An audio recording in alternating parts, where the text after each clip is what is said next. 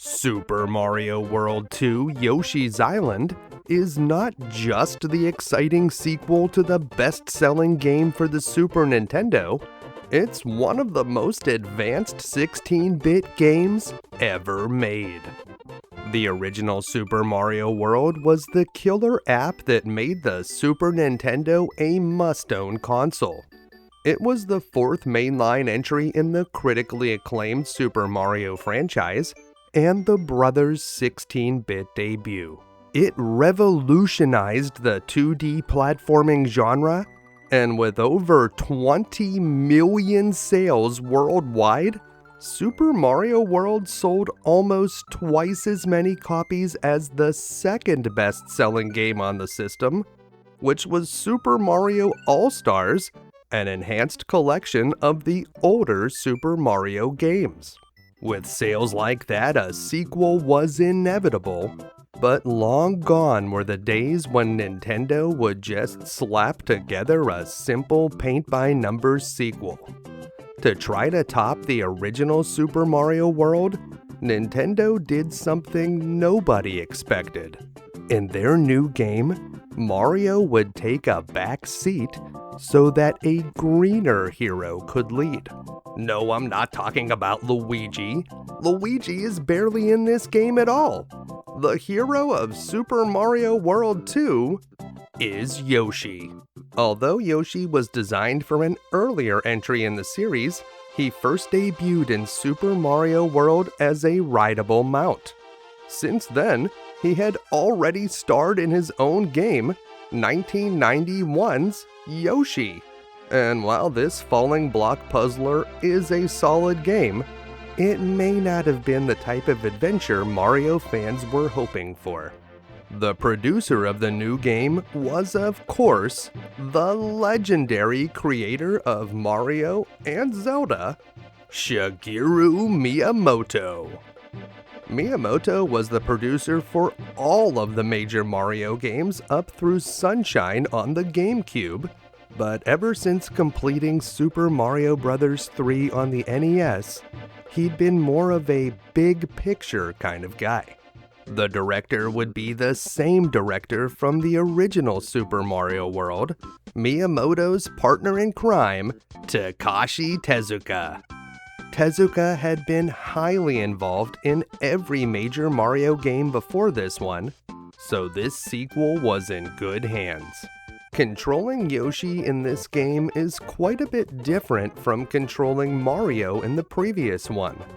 Yoshi can now flutter his feet to extend his jumps, a technique reflected in many future versions of the character.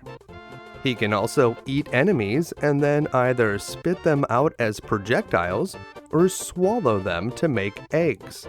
The eggs follow behind Yoshi and can be tossed in many different directions using a moving targeting reticle. If Yoshi is struck by an enemy, Baby Mario will be dislodged from his back and a countdown will begin. You must hurry to retrieve Baby Mario before he is captured by Koopas. Occasionally, Yoshi will find transformation bubbles that will temporarily change him into some sort of vehicle. And if you grab a Starman, you'll briefly take control of an invincible Baby Mario until the ability wears off. Yoshi's Island is much more linear than the original Super Mario World. You don't really get to pick and choose which levels you need to complete this time, but the stages themselves are much bigger and feature tons of collectibles for players interested in getting 100% completion. Now, Yoshi's Island may be called Super Mario World 2, but the story the game tells is actually a prequel. This story goes way back, before the brothers were plumbers. It begins with the stork delivering the young Marios, because everyone knows that's where babies come from. Kamek, the chief Magikoopa and caretaker of Baby Bowser, had divined a prophecy that these baby brothers would someday wreak havoc on the Koopa Kingdom, a prophecy we all know to be true. He attempts to kidnap the brothers, but only manages to capture one of them. Baby Mario falls into the care of the Yoshis. These multicolored dinos somehow sense what must be done. They establish a relay system to carry Baby Mario across Yoshi's Island to reunite him with his kidnapped brother. This wild story sounds like a fever dream, but is it canon? The evidence strongly suggests that the answer is yes. In Mario and Luigi Partners in Time, an RPG for the Nintendo DS, the time-traveling plot has the brothers return to Yoshi's Island in the past, where they meet their baby selves. More importantly, both Miyamoto and Tezuka have gone on record saying that Yoshi's Island is one of the core Mario titles. So there you have it. The Super Mario Brothers may have a father voiced by Charles Martinet in the movie, but biologically, they were born via stork delivery. That's just science. On the other hand, Nintendo Corporate has spent decades trying to separate the Yoshi games into their own unique franchise. When Yoshi's Island was re-released for the Game Boy Advance, the Super Mario World 2 part of the title was removed and replaced with Super Mario Advance 3. Yoshi's Island features a unique art style that looks like scribbled crayon and is often referred to as the coloring book aesthetic. These graphics were hand-drawn using markers and then scanned into Nintendo's computers, but the final graphics were approximated by programmers pixel by pixel. The result is a whimsical look that has held up well over time and inspired the aesthetic for future games in the Yoshi series. This art style was developed by newly hired artist Hisashi Nogami. He would go on to produce the Animal Crossing series, the Splatoon series, and he directed development of the Mii channel on the Wii. In addition to the coloring book style, Yoshi's Island includes some surprising 3D objects and was the first game to utilize Argonaut's Super FX2 chip, the successor to the Super FX chip that was famously used to generate the 3D graphics for Star Fox. In addition to the 3D platforms and background effects, the Super FX2 chip also creates the psychedelic effect when Yoshi touches a fuzzy enemy. The music was composed by Koji Kondo, the famous composer from the original Super Mario Bros. And The Legend of Zelda too. Kondo delivers another timeless score full of new tracks that feel right at home in a Super Mario game. So of course Yoshi's Island was a huge success when it released in both North America and Europe in October of 1995. Nintendo was taking no chances and backed up this game with one of their strongest marketing efforts to date. There were print and television advertisements, and they even mailed a promotional video to the subscribers of Nintendo Power magazine. In the end, Yoshi's Island sold over 4 million copies, making it the 8th best-selling game on the Super Nintendo. Sure, that's a far cry from the 20 million units sold by the first Mario World, but Yoshi's Island was only on store shelves for less than a year before the Nintendo 64 debuted and eclipsed the games from the previous generation. Considering how little time it had, selling over 4 million copies is quite remarkable. But this was just the beginning for the Yoshi series, and in 1998 we got Yoshi's Story for the Nintendo 64, and it was one of the very few 2D platforming games on that system. In 2006, we got a more direct sequel, Yoshi's Island DS, and that was followed by Yoshi's New Island on the 3DS in 2014. In 2015, Yoshi's Woolly World for the Wii U gave our Dino hero a new look, which was further developed in Yoshi's Crafted World for the Switch, which released in 2019. Along the way, Yoshi starred in a few gimmicky spin-offs like Yoshi's Universal Gravitation and Yoshi Touch and Go, and he'll be back again in 2026 for an all-new mainline adventure, Yoshi and the Mysterious Book. Yoshi's Island was re-released several times, most notably on the Game Boy Advance in 2002. That version adds a handful of new levels and also includes a fun version of the arcade classic Mario Bros, which can be played by up to 4 players using link cables. In modern times, players and critics alike still enjoy scouring Yoshi's Island for every last hidden secret.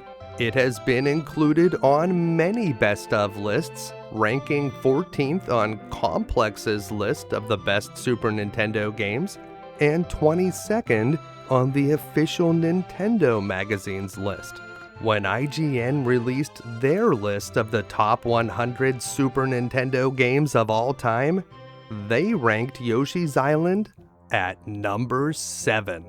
If you'd like to play Super Mario World 2 Yoshi's Island on a modern platform, it is one of the games preloaded on the SNES Classic Mini, and as of this recording, it's one of the SNES games included with the Switch's online service. Modern players that attempt this game will still have to deal with all of the challenges retro games are notorious for. Enemies can appear out of nowhere to snatch your baby, and while Yoshi can survive contact with enemies, one touch of some lava or thorns is instant death. The bosses are vicious and will delight in spoiling your perfect run. Make one too many bad moves, and it'll be game over. But what if I told you the best way to beat all 54 stages while collecting every flower and red coin so we can unlock everything and get a perfect 100%? What if I showed you crazy glitches and shortcuts, some of which can be used to skip through most of the game? And what if I told you the best way to defeat every boss? Even King Bowser himself?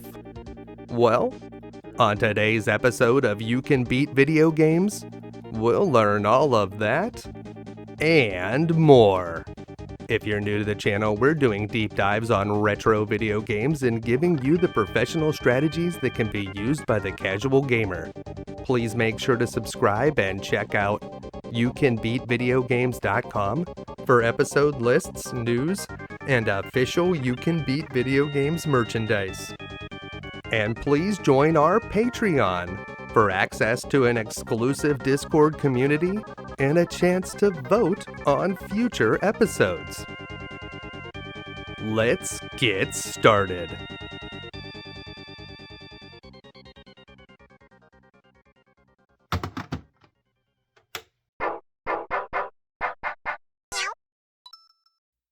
All right. Super Mario World 2, Yoshi's Island. We have a lot to cover here, so we're going to start up a new game and jump right in. The game opens with this short cutscene featuring beautiful layered graphics. We see the team of 8 Yoshis that will carry Mario to the goal. We've seen green Yoshi before, as well as dark blue Yoshi, red Yoshi, and yellow Yoshi. But joining the squad, we have purple Yoshi, light blue Yoshi, magenta Yoshi, and I guess chocolate Yoshi? Well, I wonder what those would have done in Super Mario World whenever they ate a Koopa shell. In any case, let's get into the game. Welcome to Yoshi's Island is an introductory level that explains the game's mechanics and gives you an area where you can practice your techniques. It is possible to die in this short introductory level. I mean, maybe you were trying to play the game blindfolded or something. You do you. But even if you do die here, the game doesn't take away any lives. So this is a great opportunity to try out eating enemies and making eggs, aiming eggs, and also experimenting with the flutter jumps. Those will be very important. Whenever you feel ready, hop off of this big spring and make your way to the right to enter Yoshi's Island proper. There are two control schemes you can use for aiming eggs, patient or hasty, and you can switch between them here on the map. Patient controls are recommended for new players, and you'll have to press the A button once to bring up a target, and then you'll press it again to fire an egg. Hasty controls feel a bit awkward at first, but they're recommended for players that want to be able to use advanced strategies. When you press the A button with hasty controls, you need to hold it to bring up the target, and then you'll release the button to fire an egg. The advantage of hasty controls is you can rapidly fire eggs just by tapping the button, so it's probably worth learning if you want to get good at this game. In either control scheme, while you're aiming an egg, press and hold L or R to stop the targeting reticle from moving, and it will lock in place. This will allow you to aim eggs more precisely. When you're grabbing enemies with your tongue, don't forget that you can hold up to grab an enemy upwards, and you can also hold up to automatically aim an egg upwards whenever you're targeting. Up here we'll find some red coins and also a flower. If we want to get 100% in each stage, we'll need to find all 20 red coins and all 5 flowers. The red coins usually look a little bit more orange than the regular ones, but sometimes it's hard to tell until you collect them. Down in this pipe, we'll find a talking box that explains how Chomp rocks work. We can push it to roll over enemies. You can also stand on the Chomp rock. More importantly down here though are fly guys that you'll see that are carrying red coins. When you see a fly guy like this, sometimes you can do a trick where you can duplicate the red coin. Here's how it works. You want to grab the fly guy but don't collect the coin. Now spit it out, run to the left, and hopefully the fly guy will respawn before the red coin disappears. Eat the fly guy and you should be able to get both red coins. You can't duplicate every red coin carried by a fly guy in this game, but it will work in a lot of places. There are exactly 20 red coins in every stage, but the duplicated coins don't count towards that number, so for every red coin you duplicate, that's one less red coin that you need to find to get 100%. And you don't get any extra credit if you get like 21 red coins. You're supposed to use the Chomp rock to get up to this ledge, but if you jump, let go of the button and then press and hold it again at the peak of your jump, you can actually get up there without the Chomp rock, and that technique is known as a perfect flutter.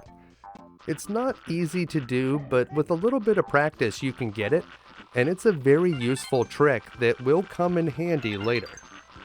If you get eaten by this piranha plant while it's facing to the left, it will spit you out into this wall and you can clip through. Not a very useful trick, but an interesting one for sure. Make sure to grab the baby so that you don't die afterwards. Hold up and fire an egg into this cloud, and it will release some stars that can restore our countdown timer. We can go down into this pipe that Shy Guys spawn from, and as long as we're not carrying 6 eggs, enemies will start spawning at the bottom of the screen. Now if we aim an egg so that it bounces off of 2 walls and then hits an enemy, it'll generate 2 stars. That's because eggs change color whenever they hit a wall, and different colored eggs have different properties. A green egg that hits 2 walls will turn red, and a red egg will generate stars. This is a great way to farm stars so that you can fill up your countdown timer, which maxes out at 30.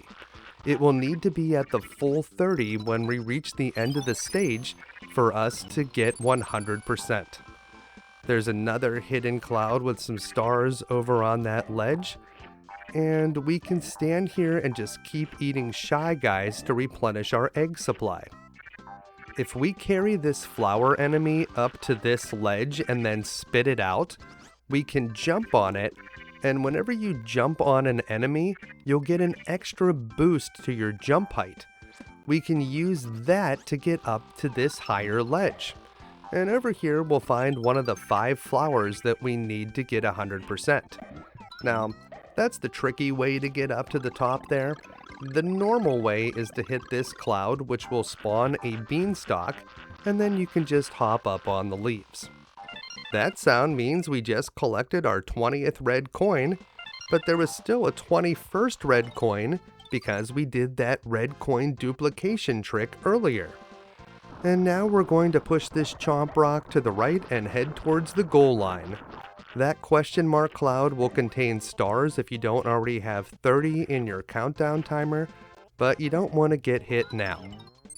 If you already have 30 stars, they will be replaced with coins. Over here we're going to do a trick to get the bonus stage. Get Yoshi's nose close to the goal line and just keep pressing pause until it looks like one of those flowers just lit up when you pause the game. And whenever you see that, you're going to hold up and right and just start mashing B. The first B will cancel you out of the pause. Just keep mashing it and you should do a small hop through the goal line. And if you had 5 flowers and timed it correctly, you should get the bonus stage every time. Our random bonus stage this time is flip cards, and we're going to aim eggs at one of the 8 spaces, and hopefully we won't get a Kamek head, which is under 3 of those spaces. 2 of them contain toadies, which don't give you any prizes, but if you hit a Kamek head, you lose everything.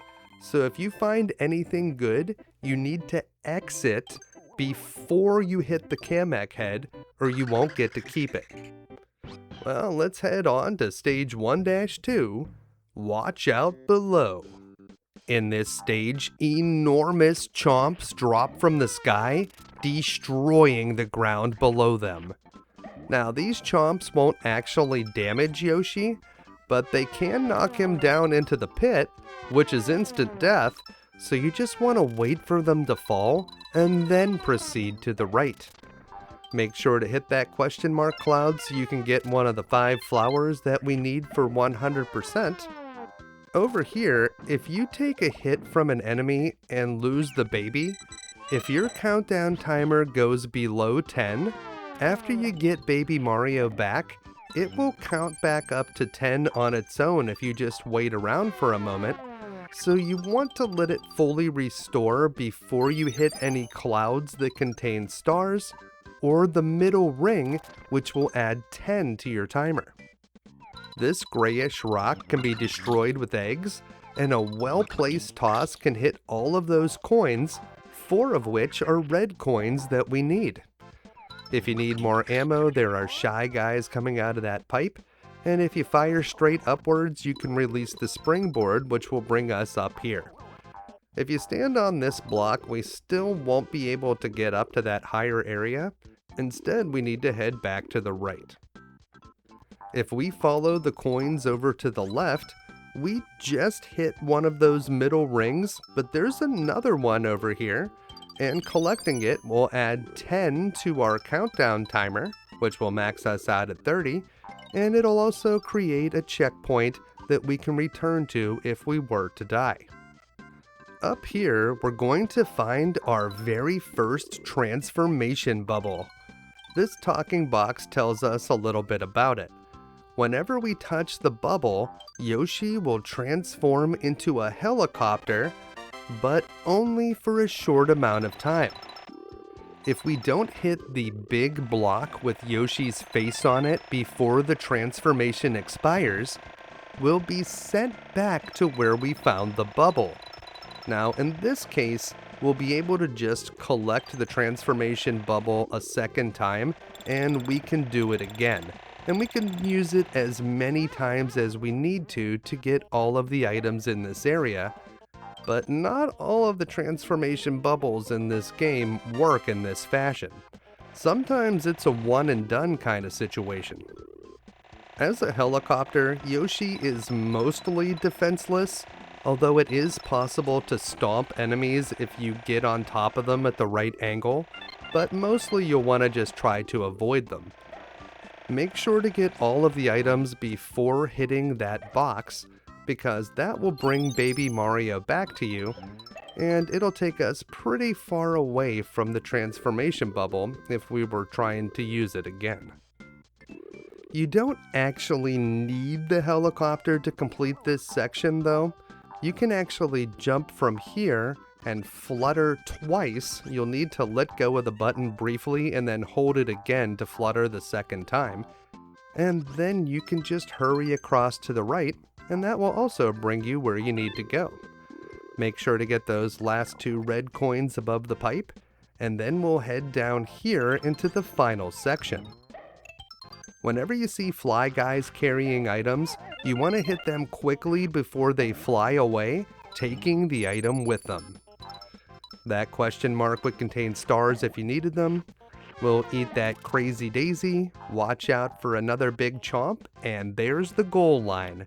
We're going to get close enough to it to do the pause buffer trick, and remember, you're looking for a daisy that just lit up, and whenever you see that, you're going to hold up and right and start mashing B on the pause menu. And that will cancel out of the pause and time your jump perfectly to go through the goal ring so that we get the bonus stage. And we did it again. We also got 100%. Awesome. The bonus stage this time is Scratch and Match. There are 7 boxes and we're going to scratch off 3 of them. 4 of the boxes have toadies behind them, and 3 of them have Mario heads. The more Mario heads you find, the more lives you'll get. Now, there is a place at the end of World 2 where you can practice this bonus stage, and after playing it a couple hundred times, I noticed a pattern in the data. The lower left corner is almost always a Mario head, probably better than 90% of the time. It's not 100% of the time. It is possible to get a toady down there, but it happens way too often for it to be a coincidence. In fact, if the odds work the way that you would expect them to, more of the spaces contain toadies than Mario heads, so the chance of any one space being a Mario head should be less than 50%. The fact that it's almost always a Mario head is very notable. And here we finally got the toady, so it took me a lot of scratches, but I did want to show you that it's possible to miss. But if you remember to always scratch the lower left corner, you will rarely go away from this mini-game empty-handed. I haven't tested this trick in other versions of the game, but if you try it out, report back and let us know how it goes. Stage 1-3 is the Cave of Chomp Rock. If you brought eggs with you from a previous stage, you can knock out this piranha plant and then hop over to the ledge on the right to reveal a hidden question mark cloud, and then hit it with an egg for a 1-up. It's also possible to get up on this ledge on the left side, and from there you can hop up to the higher ledge on the right, but there's nothing up there, it's just for fun. As soon as we enter the cave, we see the titular Chomp Rock doing its best Raiders of the Lost Ark impression, and this talking box gives us a tutorial on pounding the ground. Jump, and while in mid-air, press down, and Yoshi will smash whatever's under him. You can use it to pound posts, smash boxes, and for many other uses. Over here, we need to pound this conspicuous post to find a hidden red coin. There are lots of items hidden underneath posts that you need to pound. The orange tint to those coins indicates that they are red coins that we need, and this talking box allows us to switch our control scheme. And we'll change it over to the hasty scheme so that we can do some more advanced tricks. Up here we'll find some hidden coins, and then we'll head back to the right where we can eat some munchers to make eggs, and down below we'll find 2 red coins and one of the 5 flowers that we need. You'll see that there's another flower and a pair of red coins on the other side of that wall, but we'll get to them in a moment. First, let's hit this middle ring to establish a checkpoint. There's a flower that we want to collect above these mushrooms, but after we get that, we're looking for some balloons that are carrying items, and one of them has a key. We'll fire eggs upward to pop the balloons, and we just need to touch the key to collect it. The key will take up one of our egg slots, so we'll only be able to have 5 eggs while we have the key. Over here, we'll pound these posts to find 1 red coin, and we'll keep pounding the ones on the right to find a second one. Don't miss those. With the key in our possession, we're going to head back to the left, and we're going to push this Chomp rock to the right and take a quick detour into this little cave to collect 4 red coins. We can also get some stars in that question mark cloud, assuming you don't already have 30 stars, in which case they'll be coins.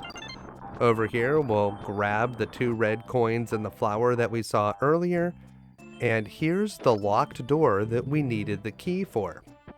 Inside, we're going to play a throwing balloons minigame, and this is an opportunity for us to win an item that we can use. There are 2 ways to approach this minigame, and I'm going to show you the more common one right now, and this is also the more fun way to do it.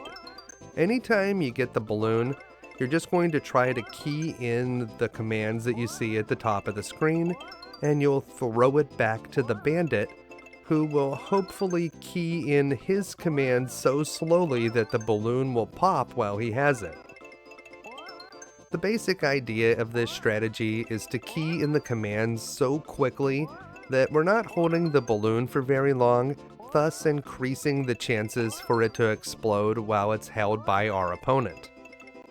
You should have reasonable success with this strategy, especially if you're good at quickly keying in the commands. But like I said before, that's the fun way of doing it, and the next time we see this minigame, I'll show you the play to win type strategy that you could also use. Back outside the door, we've cleaned out this area, so we're going to head over to the right. Those falling seeds will turn into munchers whenever they land. You can eat the seeds before they fall, but you won't make any eggs. However, if you eat the munchers, you will get an egg, so depending on if you need eggs or not, will determine whether or not you should be eating those seeds before or after they land. Over here is a pipe where lantern ghosts spawn, and you can go down inside of it, and we've seen rooms like this before. You can fire eggs so that they bounce off the walls, and if they hit 2 walls and then hit an enemy, you'll be able to get some stars.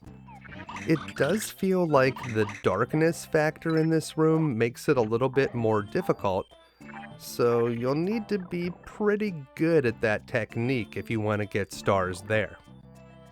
More munchers fall from the sky as we head around this corner. Don't forget you can hold up and press Y to grab enemies above you with your tongue. You can crush this rock by jumping into it with your head, but don't miss the hidden one up in the upper left corner. We're going to smash the rock here with our head to conserve some eggs, and then if we smash this post, we'll find a hidden question mark cloud, and when we strike it with an egg, we'll get a red switch. Now, whenever you hit this switch, you'll see a flashing red arrow, and if you press down on it, you'll enter this bonus area. Once you get into the bonus area, if you start fluttering, you can get to these upper platforms quickly, and then you won't need to use this seesaw platform to get up onto them. If you need to use the seesaw though, it's not that difficult, just let it drop to one side and then get up on the higher side and jump from there. Once you've collected all the coins, use the springy ball to hop on out.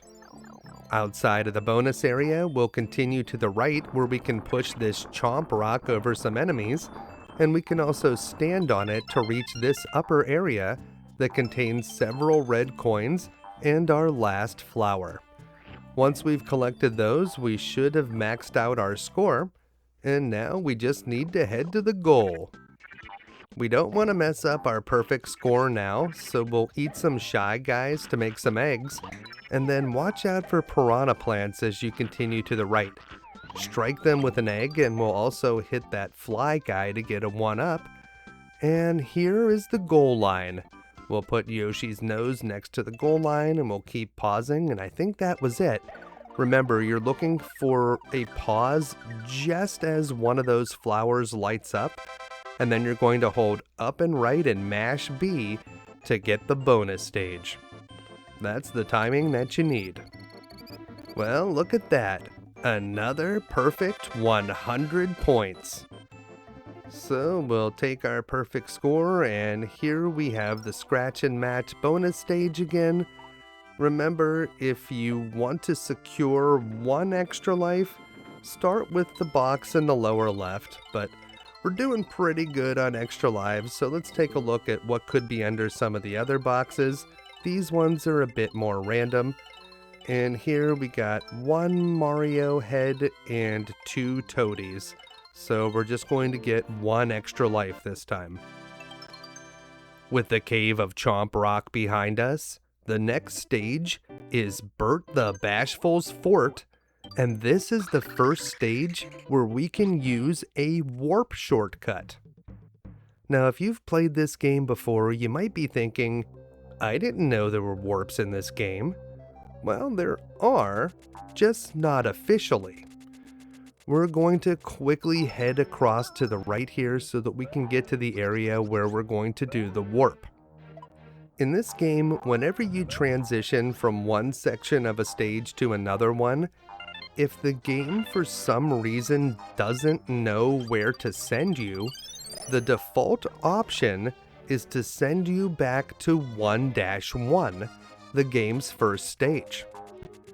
Most of the time, whenever you transition, the game knows exactly where to send you next, but there are ways to fool it, and the way we're going to do it here is down in this pipe. Once we get down into this pipe, you're going to face right and start aiming an egg, and whenever you see those enemies on the right burst into flame, that's when you want to start moving to the left. Let's take a look at it in slow motion. So we're aiming an egg, and here is when they burst into flames.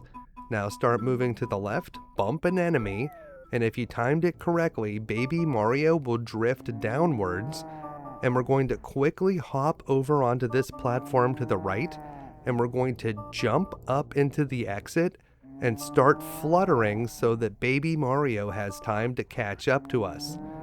You want to hit the bubble and have it sort of push you out of the exit, and that will confuse the game, causing it to send us here to the sky above 1-1. If you get to these clouds, you need to flutter to the right 8 times, and then watch as Yoshi drops off the screen. As soon as he does, flutter to the right again, and the rest of the stage should load in, and you'll be right here at the very end of 1-1. And now, if you cross the goal line, it counts as finishing 1-4. Yeah, so now we don't have to do the boss or anything. Don't forget to do those flutters to the right. If you don't do that, you'll drop off the bottom of the screen and die.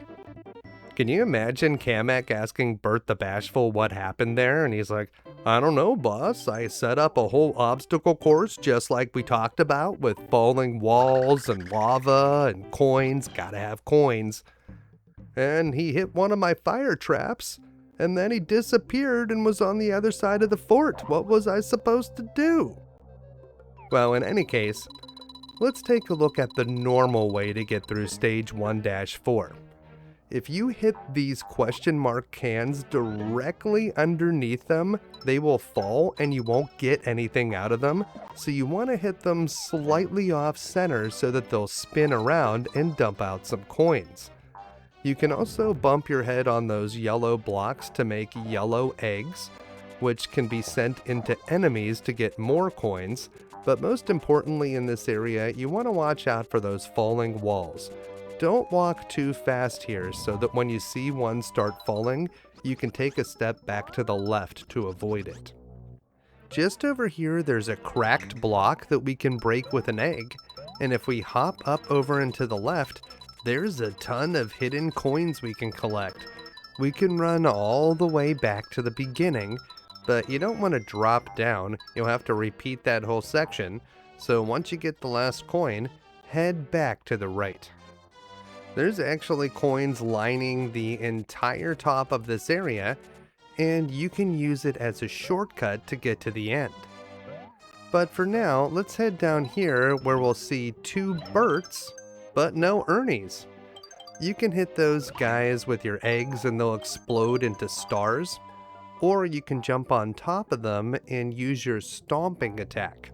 So either way, you can take those guys out to add a few more ticks to your countdown timer. Watch out for a falling wall there, and over here there's another spot where we can go up into the ceiling, and here we'll collect some more of those coins, and you can see at the end there's a broken block that we can smash through to get to the pipe below. We actually missed a few coins over here in the middle, so we'll grab those, and then we'll take a look at how you would typically get through this area without using that shortcut. Here we have 2 more of those Burts, and you can see you can jump on them, and if you don't stomp them, you can just stand on top of them. We'll refill our stash of eggs, and then we'll smash one of those guys for stars, and it looks like the other one jumped into the lava. Well, we can make them respawn if you want to get some more stars, and that could be a good idea. But I think we're doing alright, so we'll head over here to the right, quickly cross that platform so you don't get hit by that falling wall, and then we'll tag that middle ring to create a checkpoint before going into the pipe. The second of these panels falls forward, but if you hurry past it, you shouldn't have any problems. Over here we'll find one of those clouds, and this one would contain stars, except that we have a full counter right now, so we got coins instead. If you hit this question mark cloud, it will create a bridge for us. And we don't want to touch the lava, so crossing this bridge will make it easy to get those coins. Over here, we can linger on the seesaw for just a moment to get that flower, and then we'll raise up the left side so we can hop up and get this one. You can also hit that one with an egg if you don't want to try to jump up there. There are tiny red blargs in the lava around here, and while they're mostly harmless, don't let them bump into you and dislodge baby Mario. Don't forget to enter this pipe. This is where we did that warp shortcut before, but this time we're going to head over here to the left where we can find a treasure trove of coins. None of them are red coins, but that doesn't mean we can't cash them in to get extra lives. 100 coins is still an extra life here on Yoshi's Island. Back up here, there's a locked door that we don't have a key for yet, and in this lava, there's a gargantuan blarg. Hit that guy with an egg and he'll drop back down into the lava for a while, allowing you to easily get through. Over here, knock that vase off the shelf and you'll find a hidden key inside. This locked door doesn't lead to a bonus stage. We need to open it up to proceed. Make sure that you have a full clutch of 6 eggs before you head through this door, because we'll need to clear out 4 piranha plants here, and you want to make sure that you get them all. To hit the ones in the upper corners, just go directly below them and hold up to aim an egg straight upwards, And once you clear out the last one, you'll find a hidden flower. The boss is up next, so make sure you have a full supply of eggs, and if your countdown timer is running short, you can smash these Burts to get extra stars.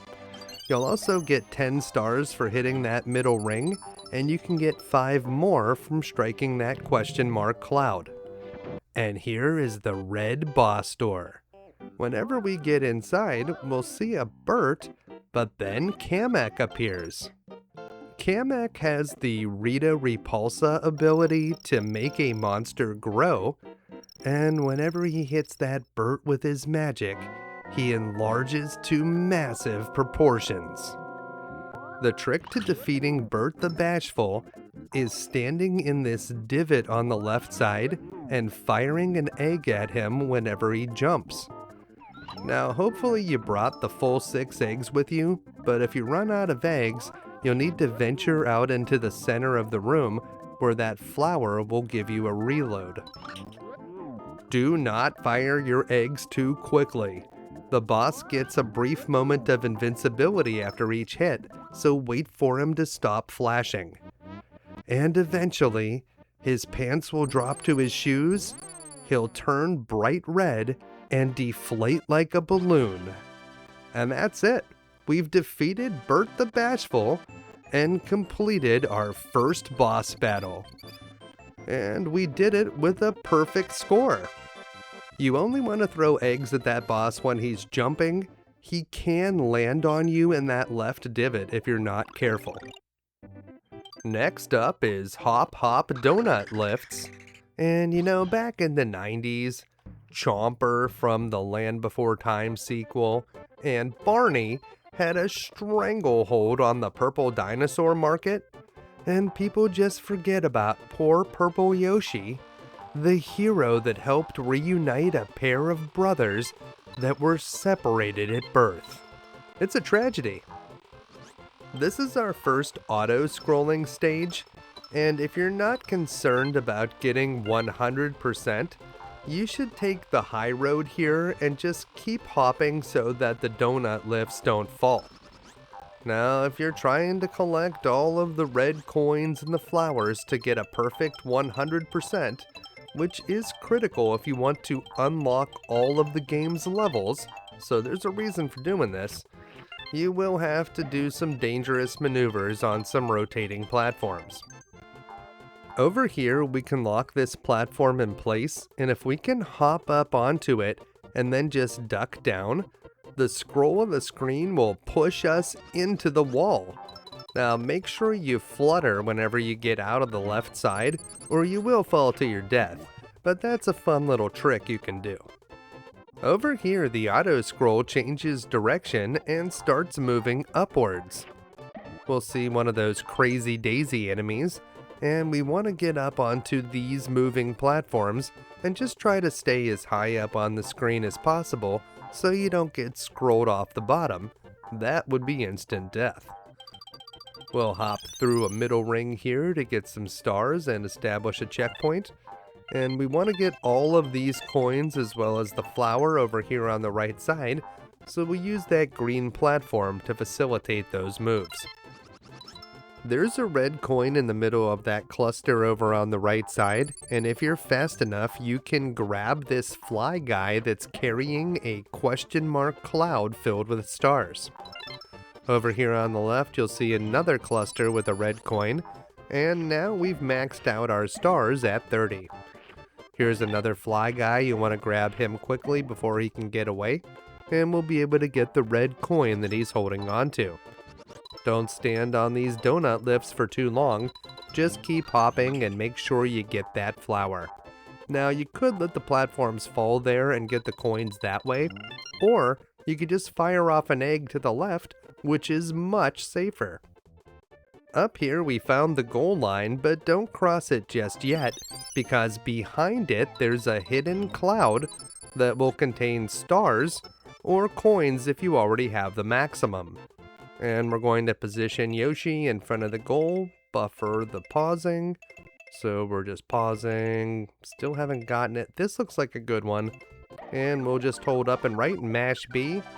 and this should give us a bonus stage. There it is.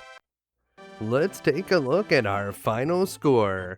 We had 30 stars, 20 coins, and 5 flowers for a perfect 100 points. Nice! I'm pretty sure that at least one of these cards is always Kamek, and it could be 3, maybe even more of them. So if we do reveal a good item, we need to stop the game, and well, that was unlucky. We didn't even get a chance to bail out early. Yeah, flip cards, it's like that sometimes. And here we have stage 1-6. This one's called Shy Guys on Stilts.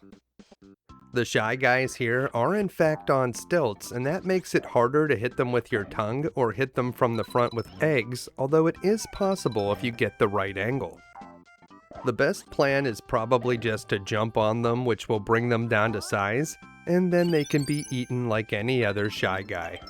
Before we go down in the pipe, make sure to bounce all the way to the top where we can find a hidden 1-up, and also enter this doorway where we'll find a few differently colored eggs. Strike an enemy with a yellow egg to get some coins, a red egg to get some stars, and a flashing egg to get a red coin. Don't mess with that flashing egg. Without doing any sort of red coin duplication, we are going to need that coin to get 100% here. Once you've grabbed everything from outside, head down into the pipe, which will bring us into this dark cave. There are more Shy Guys on stilts down here, and it's hard to see very far away from Yoshi, so keep your eyes peeled for enemies. Over here we'll find a pipe where lantern ghosts spawn, and you can go down inside the pipe where we'll find another one of these rooms that we can use to get stars. So aim an egg and make sure it banks off of 2 walls and hits an enemy, and it will turn into a red egg that we can farm for stars. Back outside, we want to hit this balloon to release this spring ball, and that may not have been the best spot to drop the spring ball, but we can work with it, and we'll be able to collect 3 red coins up in the air, and also this flower. From here, we're just a hop, skip, and a jump away from the cave exit. Watch out for some more Shy Guys on stilts, stomp on them to release them from their contraption, and there's a few more lantern ghosts guarding this platform, which will carry us out of here. Back topside, don't jump off the platform right away. Wait for it to get up to this area where we can collect 3 more red coins.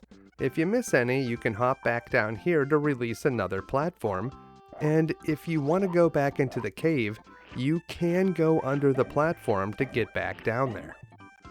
But we don't need to backtrack if we want to see more caves. There are plenty of them up ahead. So we'll hit the middle ring to create a checkpoint, and over here, we want to toss an enemy into this tulip. It's easier than shooting an egg. This tulip would release stars if we didn't already have our countdown timer maxed out at 30, but because we do, it releases coins instead. Nice. Pound this post and you'll be able to head down here where we can get a flower and a red coin. Don't get bitten by the piranha plant that guards this red coin. Strike it with an egg first, and then we're going to hit this cloud, which releases a red switch, and if we press down near this arrow, we'll be taken to a hidden cave where we'll find a new transformation, the mole tank. The mole tank can cling to walls like Spider-Man and tear through rock with its claws. You just want to go to the right when you start out here, and then we're going to go up and over to the left. That'll get that red coin, and we're going to go up and then to the right, and just keep going to the right, and we'll get that last red coin, and then we'll go down and back over to the left, and then we can try to reach the block, but the most important thing is to get all of the red coins. And then we'll head back out through the door. Out here, we need to pound these posts to get this flower, And then we're going to have to deal with another shy guy on stilts. We'll just let him walk away. And there's another flower that's high up in the air here, and you could reach it by jumping off of enemies and then fluttering up, or just strike it with an egg. That's a lot easier. This talking box explains how pounding the ground works, and that's probably because we need to smash this post to get into the next area. It would be very frustrating if you didn't understand how to do that. Down here, if you eat one of these fang enemies and spit it out, it will fly away. So you can't really use those as projectiles unless you turn them into eggs. Up here, use the shoulder buttons to freeze the targeting reticles so that we can aim up a perfect shot.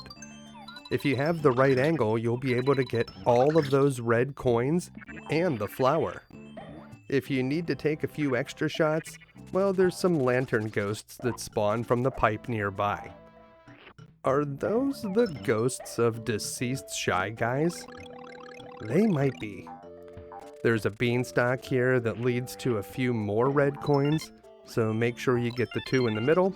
And once you're done, use this spring ball to launch yourself out, which will take us near the goal line. That question mark cloud would contain stars if you don't have your countdown timer maxed out. And if you're fast, you can eat the 1-up balloon that spawns beyond the goal line, but make sure to eat it quick, otherwise it will quickly inflate and explode. We'll use our pause buffer trick to make sure we get the bonus stage here. And we were successful. Let's take a look at our score. 30 stars, 20 coins, 5 flowers, that's another perfect 100%. Awesome. Which bonus game will be selected this time? It's Scratch and Match again. We already know that you'll almost always get a Mario head if you scratch off the box in the lower left corner. But we already have a ton of extra lives and we're going to be getting more very soon. So let's experiment and see what's under some of the other boxes. If we pay attention, maybe we'll notice another pattern. Well, we got 2 extra lives this time, and I would bet that the third Mario head was under that lower left box, so we probably could have gotten 5. But here in 1-7, we can easily max out our lives to 999. This is Touch Fuzzy, Get Dizzy. This creature that we just ate is called a melon bug, and it's the key to getting 999 lives in this stage, but we'll get back to that in a moment. First, we need to aim an egg down here to collect this flower, and we'll continue on to the right, taking out some of these tap-taps using that melon bug. There's a melon that we can grab here so that Yoshi can blast seeds out of his mouth. We can use them to clear out the rocks over here so that we can grab this flower and also reveal a hidden cloud that contains a key. Now don't forget about this flashing egg because we do want to make sure that those strike an enemy so that we can get the red coins inside, but let's use the key first.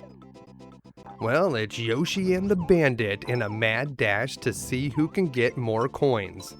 You want to make sure that you get more coins than the bandit, and by jumping on your foe, you can definitely slow him down. You can also jump much higher than the bandit, especially if you vault off of it, and that will allow you to get closer to the cannon that's firing the coins, and allow you to collect them first. Now, you don't need to dominate the bandit this badly to win a prize, you just need to get more coins. And this time we were able to get an egg refill, which can be used from the pause menu. Nice. Now we're going to strike some enemies with these eggs so that we can get our 2 red coins from those flashing eggs. And then we'll grab another green melon which we can use to tear up the rocks. You can also destroy the rocks by firing eggs at them. After crossing the middle ring and establishing a checkpoint, it's time to get a ton of extra lives. We're going to head back to the left so that we can pick up a melon bug. There's one. and we're going to carry it back to the right where there's this pipe that spawns Shy Guys. You want to bounce the melon bug off of the wall there so that it lands in roughly this position.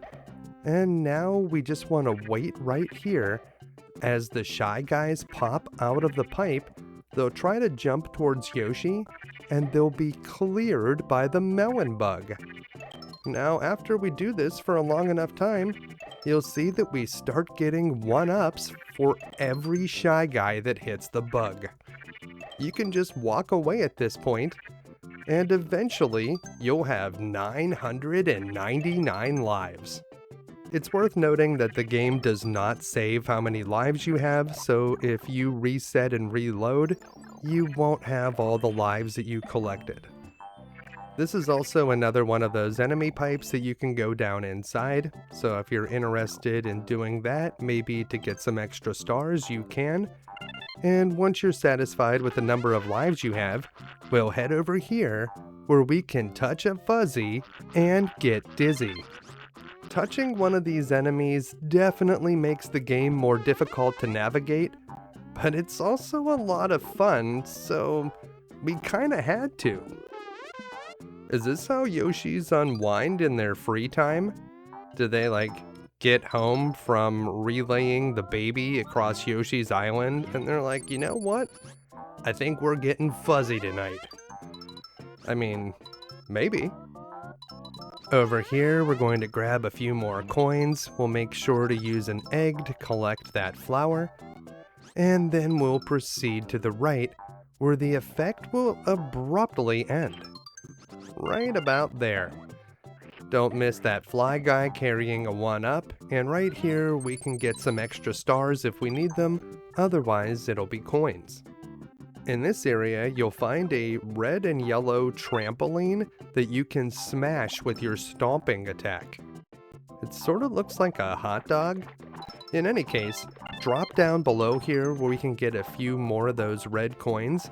And over here, if you fire an egg on top of this log, it will reveal a hidden spring ball that will bring you up here. And then we need to move this Chomp rock over to the right, which will reveal a hidden cloud. You need to reveal that cloud with the Chomp rock, that's how it works.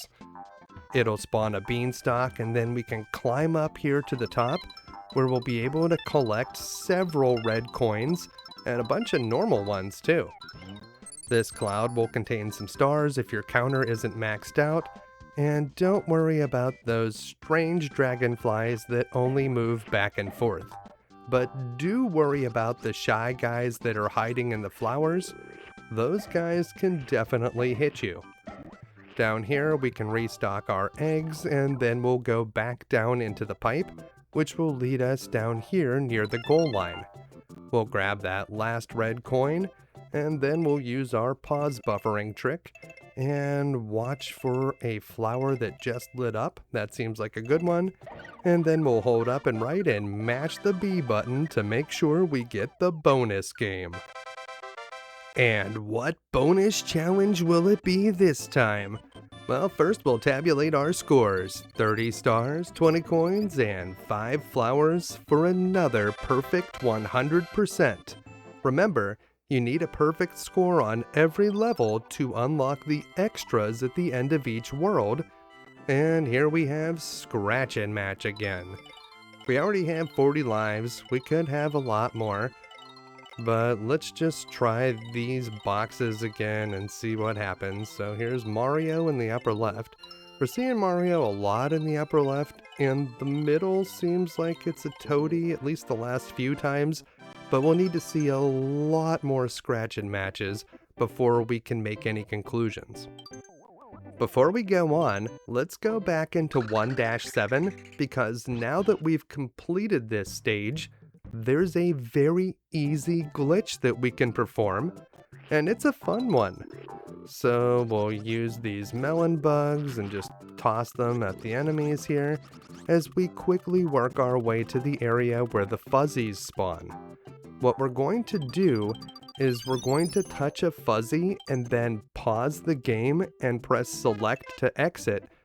just as the effect starts, so right after touching the fuzzy, and if you time it up correctly, the map will look like this. This effect will end as soon as you go into a stage, so it's not permanent, so that's something that you can try if you want. And now we're in stage 1-8, Salvo the Slime's Castle. Salvo the Slime and this trap-filled castle are the only things that stand between us and the next world. We'll try to grab all of the coins here, especially the red ones, as we work our way to the right. Keep hopping to stay on this contraption, and it is worth noting that you can eat the fiery lava bubbles that pop out of the lava, and that will temporarily give Yoshi the fire spitting ability. This spray fish here is rather annoying, but that's really all it is.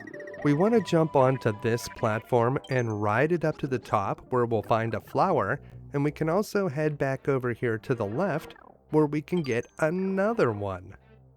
Now, if you like important collectibles, we can jump and flutter across here to the right, or just use the platform if you're having trouble, and that will bring us to this room that contains 2 red coins, a cloud that contains stars, and one of those middle rings that will set up a checkpoint, in addition to giving us 10 more stars. Back in the room with the spray fish, drop down here to the bottom, and we can just keep eating the shy guys that spawn from this pipe to get more eggs, and once we feel like we have enough, we can head into this room where we will need to use some of them. There's a green box with 2 circular arrows on it. Bump it with your head to flip some of those platforms over, and now you'll be able to stand on them. You won't be able to stand on the spiky side, so make sure to flip those, but you'll see that there are red platforms of a similar style, and we'll need to find a red box to flip those ones.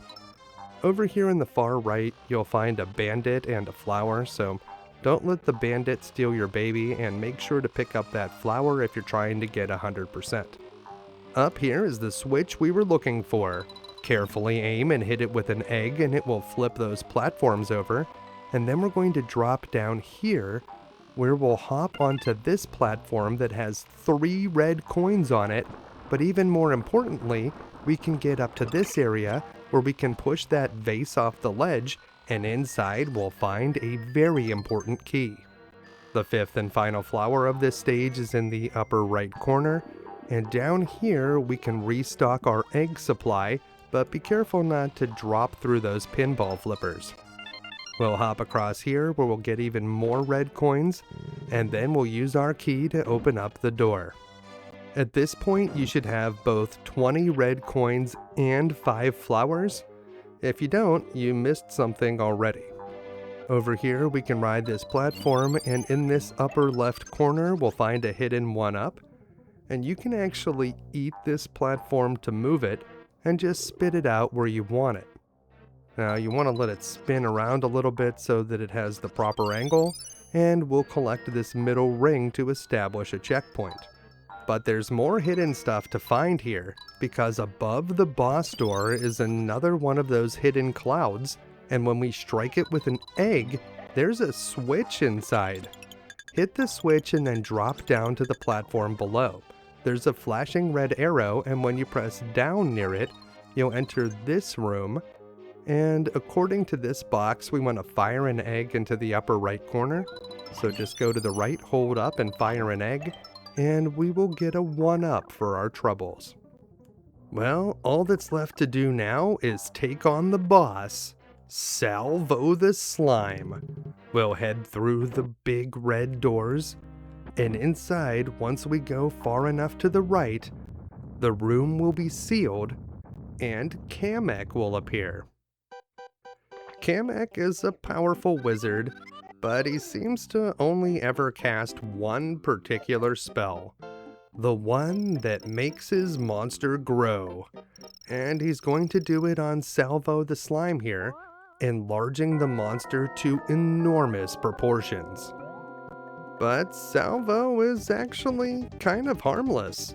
It's the smaller slimes that you need to watch out for, those can definitely damage you, but you can see that Salvo can contact Yoshi as much as you want, and it won't dislodge baby Mario. There is a danger if you're on the right side of Salvo though, because he can knock you into the lava over there, but the left side is fairly safe. You don't want to be too close to Salvo whenever you hit it with an egg, because it spawns smaller slimes whenever you hit it, so those can damage you if you're too close. Whenever you see Salvo vibrating, you can't damage it, so save your eggs until it stops. If you stay on the left side and don't get too close to the boss whenever you're attacking, you should have no problem defeating this guy. And if you drop off the right side into the lava after dealing the final finishing blow, you'll actually get credit for finishing the stage, and you won't even lose a life. But that's a very risky trick, so I don't recommend doing it. It's just flashy and for fun. It was especially reckless considering we were rocking another perfect score, and with 100% on all 8 stages in this world, we get the perfect signal, and we unlock extra 1 as well as bonus 1. We'll also get to see a little cutscene where the castle is destroyed by Yoshi, but you get to see this cutscene regardless of how many 100% you have. Yoshi plants his Yoshi flag, signaling that World 1 is complete, and this will also be reflected whenever you choose a game on the title screen. But before we go on to World 2, let's take a look at what we unlocked. Unlocking these bonus games is especially broken because you can play them over and over again now as many times as you want, and in this one, we can earn items that you can use on the pause menu. Remember, you need to cancel out of the game before you hit Kamek to be able to collect any prizes, and we didn't get anything that time, so let's just try it again. If you need any particular items, just keep playing this game until you get it. So let's see, there's a toady, which isn't worth anything, but there's a magnifying glass, okay, and a POW, and now we're just pressing our luck. 3 items, you can't actually do too much better than that. So 3 or 4 is the maximum, and you'll need to quit out before you hit Kamek, or you won't get credit for any of those. We will use items here and there, but I'm going to try to mostly show you strategies that don't require them. The next stage is Extra 1, Poochy Ain't Stupid, and this is one of the more difficult stages in the game, although it is completely optional. You don't need to finish it to win. But that never stopped us before, and we will be going for a perfect score on all of the extra stages. This one is an auto-scroller that also has us riding on Poochy, so yeah, this one is tough. Here at the beginning of the stage, there are several of those question mark clouds filled with stars, and if you time your jump precisely, you can collect all or most of them right as the cloud pops. Whenever you're actually standing on Poochy's back, whichever direction you're facing is the direction that the dog will move. Whenever you're not standing on Poochy though, it will just try to get into a good position so that you can land on the dog, but don't lose him and let him fall behind. There's also these fang bats that just keep spawning constantly, so you'll need to watch out for those. And you'll notice that you don't really need Poochy for most of this stage, but he will really come in handy near the end. This last little bit is quite difficult to do without Poochy. And here's the part I'm talking to coming up. We need to get underneath this contraption, so move Poochy to the left or the right by facing in that direction. And once you get over here, you're mostly in the clear. You can pop these clouds for stars, and don't miss this last flower. The last 4 red coins are in this group here, and Poochy just fell into the lava, but don't worry, he's totally fine. And we're not going to do the pause buffer trick this time, because this is the only stage in the game where you can never get the bonus stage. I'm not exactly sure why, but it seems like the programmers weren't able to figure out how to make it work, or there was some kind of bug associated with it, so they just programmed it so that you will never get the bonus. Before we go on, if you can bounce off enough of these fang bats so that Yoshi will vault higher and higher up into the sky, it's tricky to do, but just make sure to keep fluttering after jumping off of each enemy, and lots of these bats will spawn, but you need to keep bouncing on them without going very far to the right for this trick to work. Eventually, you can get all the way up to a ledge in the upper left corner, and when you're actually up this high, you can just start proceeding to the right. The trick will still work, but when you get up this high, it is possible to flutter over here on top of that rock formation, but if you come up short, just bounce off of another bat, and whenever you jump over and drop down here, you'll notice that the stage is not auto-scrolling anymore, and so now you can play it without dealing with that extra complication. Nice! And that about does it for World 1, but we can come back here at any time we want. We'll grab this tab and head on to World 2, and 2-1 is called Visit Koopa and Para-Koopa. Stage 2-1 has the easiest warp shortcut in the game. We're just going to quickly hurry across to the right to the pipe that will take us to the next area, this one over here. And whenever you press down, very quickly press B right after you press it. So it's like down B, almost at the same time. And if you timed it correctly, you'll come out here into the sky above stage 1-1, where you need to do 8 flutters to the right. And when you get to the bottom of the screen, flutter again to the right to load in the rest of the stage. Make sure to do that, or you'll die. From here, we just need to cross the goal line to get credit for finishing stage 2-1. And that's it. Goal! We won't get a bonus stage because we don't have any flowers, but we will get credit for finishing the stage. So if you want to hurry on to stage 2-2, that's one way to do it. Now, of course, we're going to go back to 2-1 because there are a lot of items we need to collect in there, and we want to get 100% so that we can unlock the bonuses at the end of the world. Here we go again. The Koopas have infested this part of Yoshi's Island, and these familiar Mario enemies have shells that you won't be able to swallow, but you can spit them out, and they'll ricochet off walls all over the place, just like they would in other games. There's a trick we can do here called a gate hack. Jump against the right side of this pipe so that you're in this position, and then hold up and start aiming an egg so that the targeting reticle is just touching the left side of the pipe. And if you fire an egg and then quickly hop up towards that gate, it should open the gate as it falls, and then you can collect the flower without using Super Mario. That gate hack is very precise, so let's take a look at the normal way of getting that flower.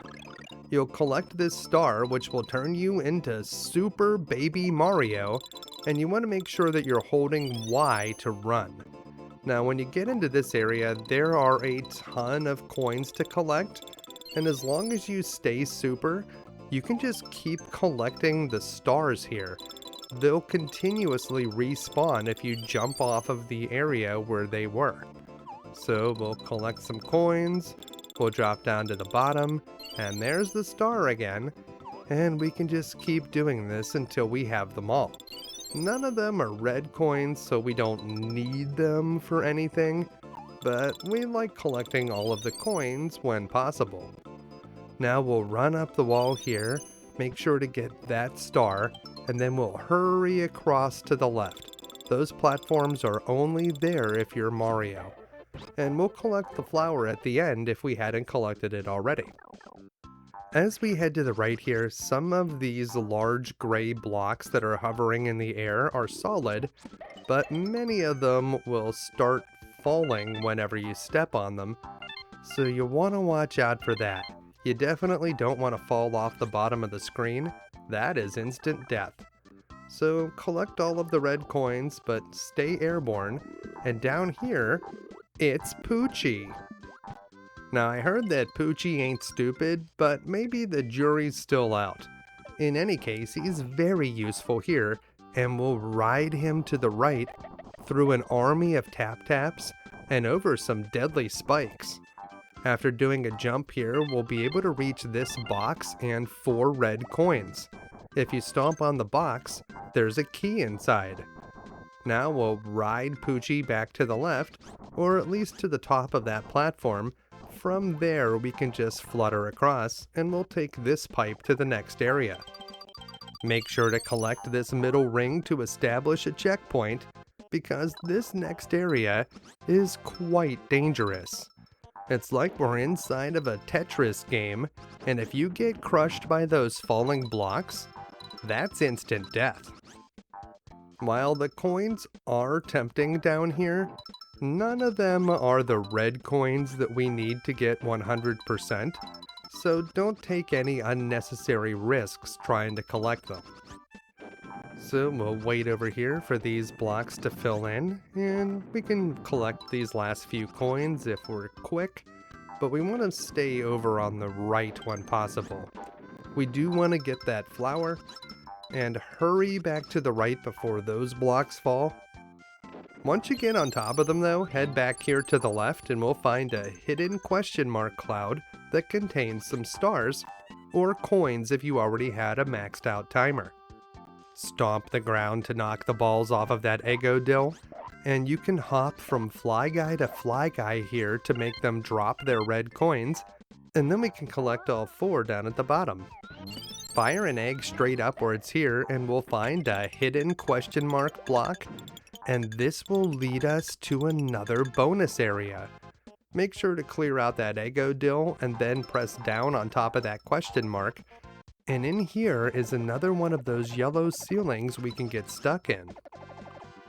Do a big jump so that your head gets stuck in the ceiling, and then you're going to briefly release the jump button, but then hold it again and keep holding right as well.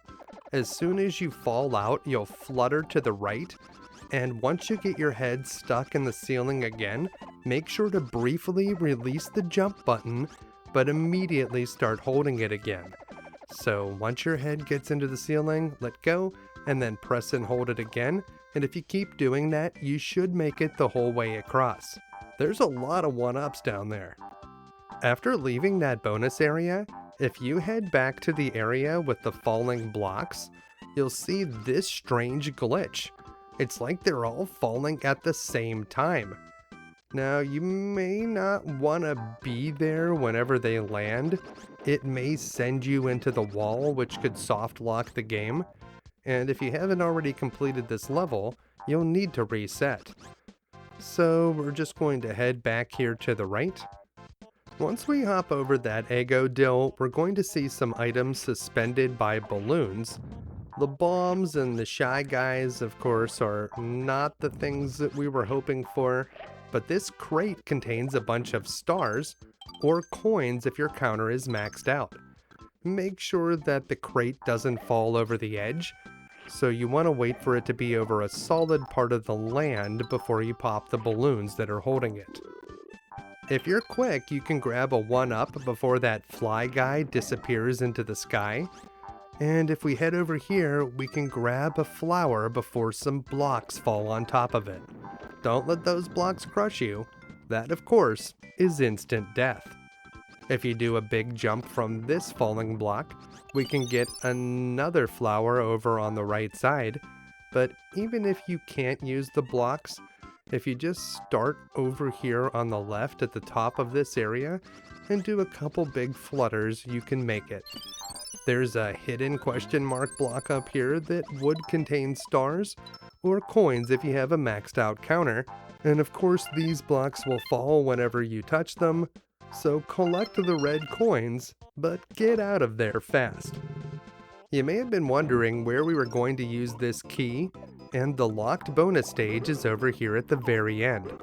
And this is one of my least favorite bonus stages, because sometimes you just can't seem to pop the balloon.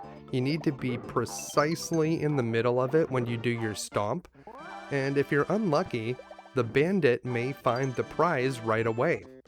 This time we did prevail, and we got a very useful item, a plus 20 stars, which you can use at any time to restore 20 stars to your counter.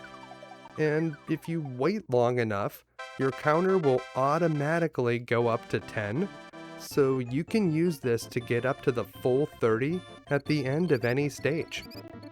Now, the plus 20 star item is very useful, but you don't need to play that bonus stage to get it. You can find those in many different bonus stages, including the one that we unlocked at the end of World 1. And here, we have the slot machine bonus. You can do a skill stop here and stop the reel where you want it to, but be aware that the reels are not all exactly the same, and you do need to stop it a bit early. Now that we've corrected that 12-point score to a perfect 100, we can move on to stage 2-2, the Baseball Boys. Here at the beginning, if we fire an egg into this arrow cloud, it will shoot up into the sky, and we'll be able to collect a bunch of hidden coins. So yeah, we'll definitely do that. The titular Baseball Boys are a big upgrade over your normal Shy Guys. You won't be able to eat them with your tongue, and if you throw eggs at them, they'll either catch them and throw them back at you, or they'll bat them at you. Instead, you want to hop on their heads 3 times, or do your big stomping attack on them.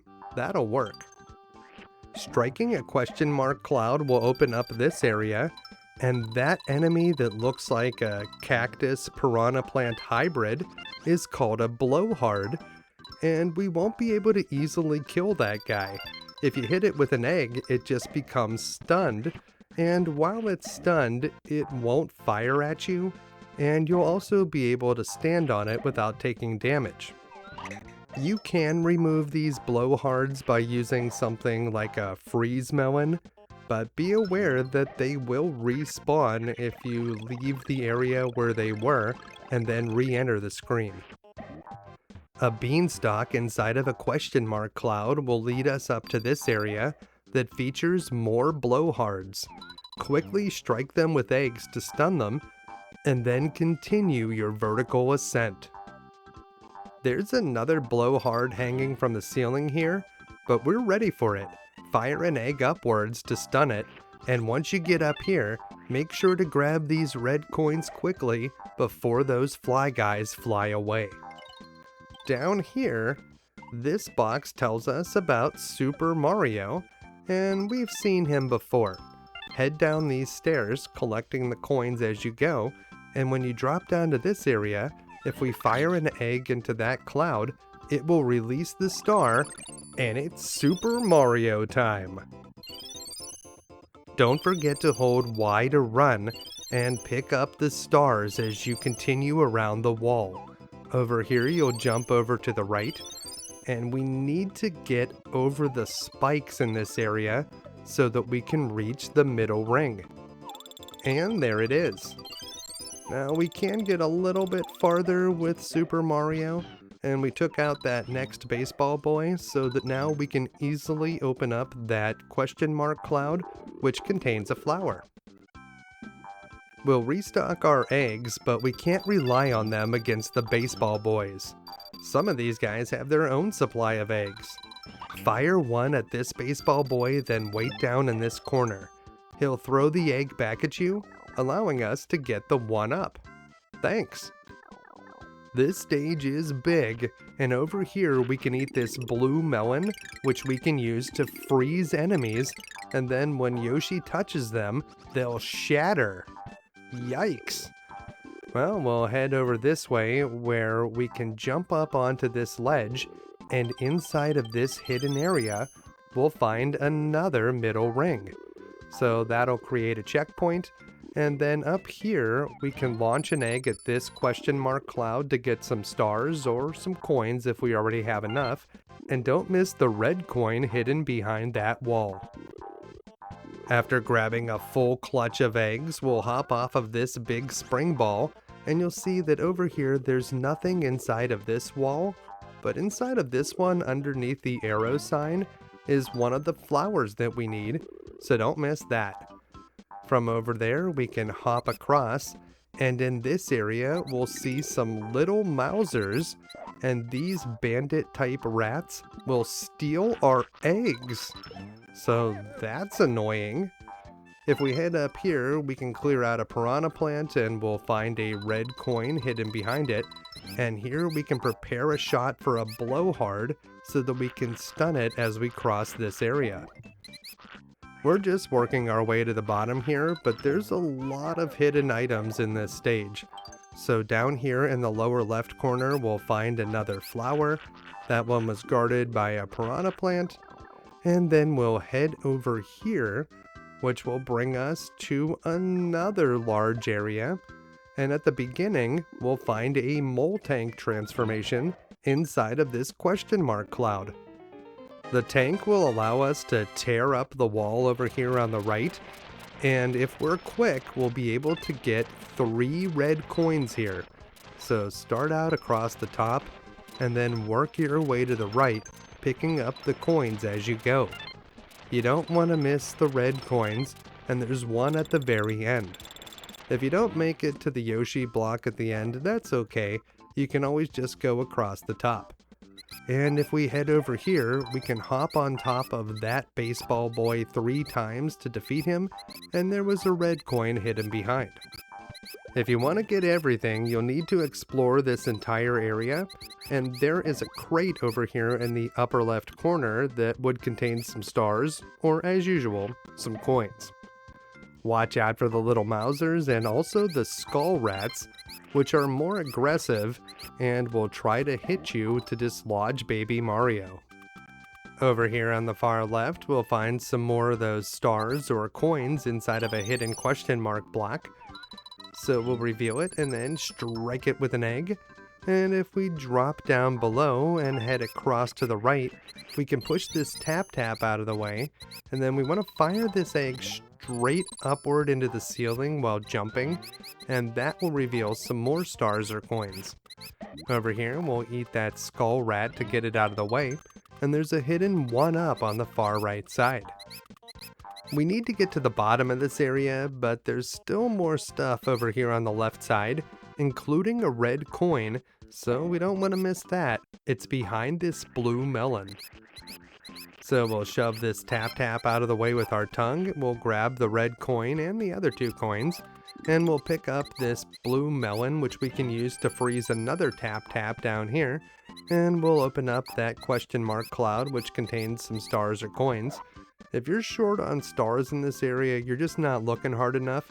And over here, we need to pick up an enemy to spit into this tulip, which can generate even more stars. But of course, this time it will substitute coins. The goal line is very close here, and after this talking box tells us about how tulips work, thanks, we're going to head down here to the bottom, where a carefully placed shot will avoid this baseball boy, collecting all of the coins, including the red one. From here, we'll hop up and grab another egg, and then we'll continue over to the right, where we can eat this skull rat, and then drop down below, where we'll find the last hidden flower. So we'll fire a carefully aimed shot, and if you want, there is a blue melon that you can use there. But before we head to the goal line, we're going to do a trick. If you can grab that egg just as that little Mouser drops down below, you'll notice that we have an invisible egg in our inventory, and then if you get eaten by this piranha plant, it'll cause a glitch that will allow us to push it all the way off the right side of the screen. See ya later, piranha plant. That's called the null egg glitch, and we're going to use it again later in the video to do an even more exciting trick. Now, we took a lot of damage for doing that trick, so we'll use our 20-star item to restore our health, and now we'll be able to get another perfect score. So as long as you carry one of those 20-star items, you'll never have to worry about how many stars you have at the end of a stage.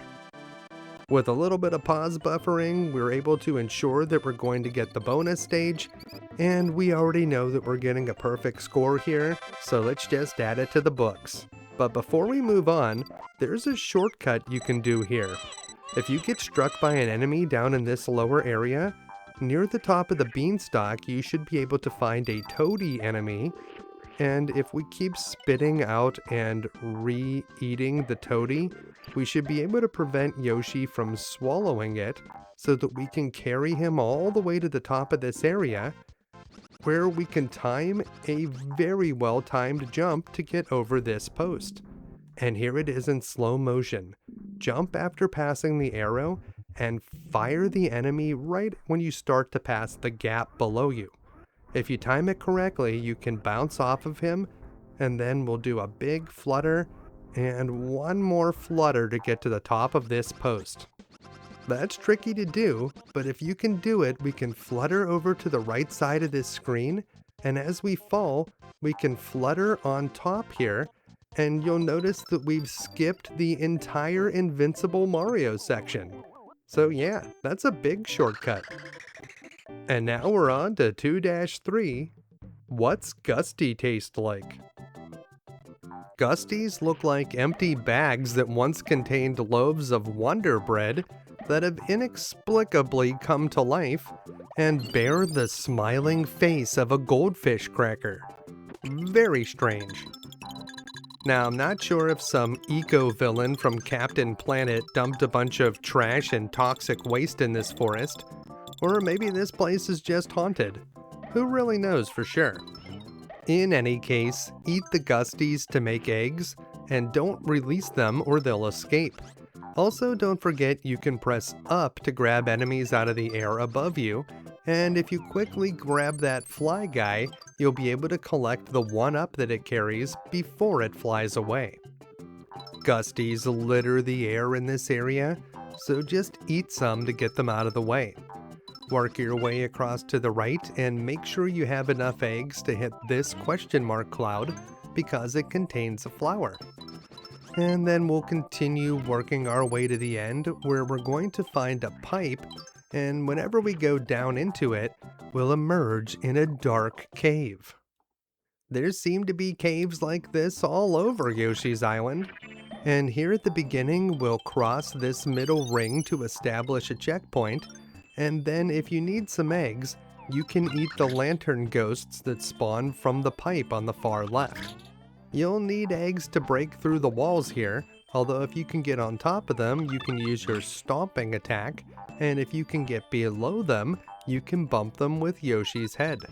So we'll clear a path through here and then open up this area that contains a question mark cloud that would contain some stars or coins.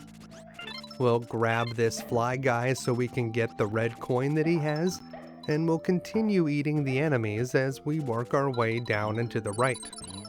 There are 3 clouds here, and the first one contains some stars, the third one contains a flower, but the middle one contains 1 coin. Well, in any case, when you drop down through this gate, you'll grab a Starman, and we'll be able to run through as Invincible Mario until we get to this area, where we can enter this pipe to attack a few lantern ghosts if we want to farm them for stars. But we're doing good on stars right now, so we'll head back up topside, and over to the left, we'll smash through the rock wall here to find a bunch of hidden secrets. The first is directly overhead, and it's a 1-up, so you don't want to miss that. Shoot an egg up and to the left to open a path in that direction, and that should allow us to climb up here where we can grab a flower and we can smash down into this corner where there's a few more coins. But those aren't terribly important because none of them are red coins. And we can fire a few eggs here to open up some more of the wall. And down here at the bottom, there's another hidden question mark cloud, but this one has a switch inside. The switch reveals hidden secrets, like this question mark cloud that was inside the wall. And if we press down over here, we'll access this bonus area where we can bump into these blocks to make eggs. And we want to collect all of the coins down here without Nep-Enuts hitting us. So whenever he pops up, hit him with an egg, and if you hit him with some of the fancy eggs we just found, we'll even get a few bonuses. Make sure you get all the coins down here. A lot of the red coins are hidden in that small bonus area, and once you have them all, head on back up. We got all of the loot hidden in this corner, so we'll just work our way across to the right. You can pick up a few more eggs by eating the lantern ghosts that come out of that pipe. And here we can grab a green watermelon, and we can use it to fire seeds at the walls in this area, opening up the coins and the other items. There's a couple more green watermelons here if you need to replenish your ammo. Each one should give you 10 shots. This next question mark cloud contains a transformation bubble that will turn Yoshi into the mole tank, and there are actually 2 different ways that we want to go with this. We're going to start out by going over here to the right, and if we mole tank our way to this block up here, we'll be able to get a key that we'll be able to use to unlock a bonus room. So grab the key, and then we're going to head back over here to the left, and in an area where this Chomp rock falls down, we can hop up onto it to find the hidden bonus. This is going to be the throwing balloons bonus game again, and the last time we saw this bonus game, I mentioned that there was a better strategy you can use, and this is it. As soon as Yoshi gets the balloon, don't actually key in the sequence. We're going to wait until we've failed 5 times, at least on the 4 command section, we're going to fail 5 times. And after the 5th failure, we're going to quickly key in the sequence and send the balloon back to the bandit, who won't have time to enter another sequence, so will almost certainly win. This strategy should make it very easy to win this bonus stage, and although there is a different version where you need to key in 5 commands instead of 4, and the timing's a little bit different for that one, if you're doing 4 commands, that's the easiest way to win. Doing that bonus room will make the mole tank respawn, and this time whenever we collect the transformation bubble, instead of going to the right, we're going to go to the left, and we'll be able to go under the ground where we can collect a ton of coins, and this will eventually lead to a 1-up. Spider mole, doing the things that a spider mole can. Whenever the time runs out, you'll return to where you got the transformation bubble, and then we can continue on to the right. Now, you may have noticed that there are a bunch of outlines of blocks in this area, and you might be wondering, well, what's up with that? Well, if we head back to where we got the Starman, and it's tricky to get back up there without taking any damage, but that's okay. I wanted to show you how to get more stars in this stage anyways. But we're going to work our way up here, and whenever you see the Starman, we're just going to let it follow us. So just wait for it to start bouncing towards you, and slowly work your way to the left. Yeah, follow Yoshi, little Starman. The top of the Christmas tree that you're looking for is just over this way. We won't eat you or anything. You don't have to worry about any of that. And whenever we get down to this point, we can let the Starman jump over Yoshi so that we can follow it. And over in this area, this is where we're going to collect it. And then we'll run as fast as we can down through this area, across the platforms that are now there, and we'll find another Starman if we're fast enough. Now we just need to keep running to the right where we'll find another Starman. And at the very end, there's a star and there's this red block below it. As Baby Mario, just keep punching this block, and until the star power wears off, you'll be able to get a ton of coins and some stars to add to our timer. If you don't want to use Starman to get through this area, we can take a look at an alternate strategy. So we'll head back over here to the left. And I also want to mention another way that you can get stars here is by using the green watermelon and shooting these fang bats. If you hit a fang with the green watermelon, it should spawn some stars for you. So we'll conserve some ammo as we head over here to the right, and we're going to push this Chomp rock to get these enemies out of the way. And we'll just keep pushing it across to the right. And here we'll shoot that fang to get the star we need to reach 30. And that's going to bring us to the goal. As usual, we'll use our pause buffering strategy to make sure that we get the bonus stage. And that looks like the right timing, so we'll hold up and right and mash the B button to jump through the ring. And we did get the bonus. Now let's take a look at our score. We know we have 30 stars, and we did get the 20 coins and 5 flowers for another perfect 100.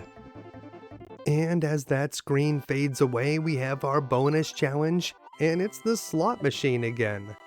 So let's see what we can get this time. If you get 3 sevens, you'll get a 5-up, and if we can make all 3 of these cherries, we would get a 2-up, but 3 different items? That's gonna give you a no-up, so you definitely need 3 of the same. And that brings us to this stage's fortress, 2-4, Bigger Boo's Fort. There are a couple of shortcuts that we can do here in 2-4, so we're just going to hurry across to the right so that we can get to the first trick. And that's going to be another one of those gate hacks, but this one's a little bit different.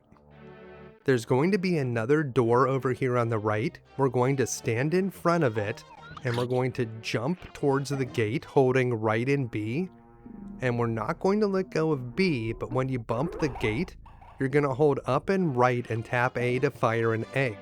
You need to be on hasty to make this work, and once you get the rhythm, it's not that hard to do. So if you do it right, you'll open the gate and you just keep holding B to go through. Over here, if you do a perfect flutter, you can hop up to this area without using any switches. So you may need to do a couple jumps to make that work, but it's not that difficult to do. Remember, to do the perfect flutter, you need to jump, release the button at the peak of your jump, and then press and hold it again. Over here, we're going to try to get this Boo Blah enemy to walk all the way over to this pipe on the right side, and this is where we're going to do the biggest shortcut of this stage, another warp. We need to get so close to this pipe that if we would go any farther to the right, we would go in, and then we want to hop onto that Boo Blah, and while we're bouncing on top of it, you're just going to tap right to go into the pipe. And if you did it correctly, you'll emerge here in the sky above stage 1-1, where we'll do our 8 flutters to the right, and then another flutter to the right as we fall off the bottom of the screen, so that we can load in the rest of the stage, and then we'll just quickly run to the goal line, and you know how this works. Whenever we cross the goal here, it counts as finishing 2-4. So not only did we not have to fight the boss, but we were able to skip most of that stage. Of course, it means we only have 12 points to show for it, so if we're trying to get a perfect score so that we can unlock all of the extras here in World 2, we'll need to go back to 2-4 and do it the proper way. In this stage, we'll see the classic ghosts from the Super Mario series, the Boos. I believe these ghosts appear in pretty much every Mario game since Super Mario Bros. 3, and just like in all of those other games, whenever you're looking at them, they will cover their face and stop moving. That doesn't mean they can't damage you, but they will only chase you when your back is turned. We're not going to do the gate hack this time, so in this room we'll strike a question mark cloud with an egg to reveal a hidden staircase, but that staircase seems to block the way to the middle ring. If we enter this door, make sure you have a decent number of eggs, because unlike in many other games, we can easily kill the boos in this game by hitting them with an egg reflected off of a wall whenever we have our back turned to them. If you fire eggs at the front of a boo whenever it has its face covered, you won't be able to damage it, but if you can hit a boo while it's chasing you, that will be good enough. That room with the 2 boos not only contains a flower for us to find, but it's also a good place to restock your eggs. And we'll head up here where we can ride this platform and collect a few red coins, and it seems that there's some Gusties in this ghost house, so make sure to eat those to get them out of the way. Now, if you're good at the perfect flutter technique, you can skip most of this area by just hopping across here and then jumping and doing a perfect flutter to get up onto this ledge.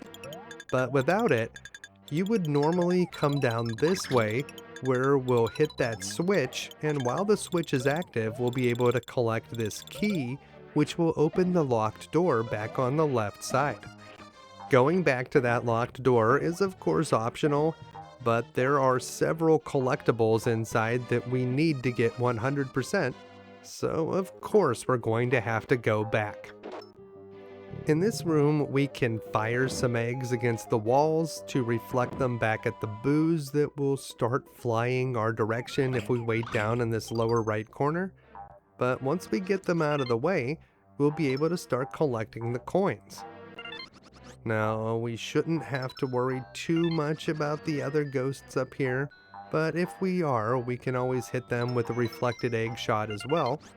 But we'll just wait for this one to move and then hop over him, and in this upper right corner, we'll find another flower. And we'll bank an egg to get that guy out of the way, but we'll need to use the pipe in the upper left corner to get out of this room.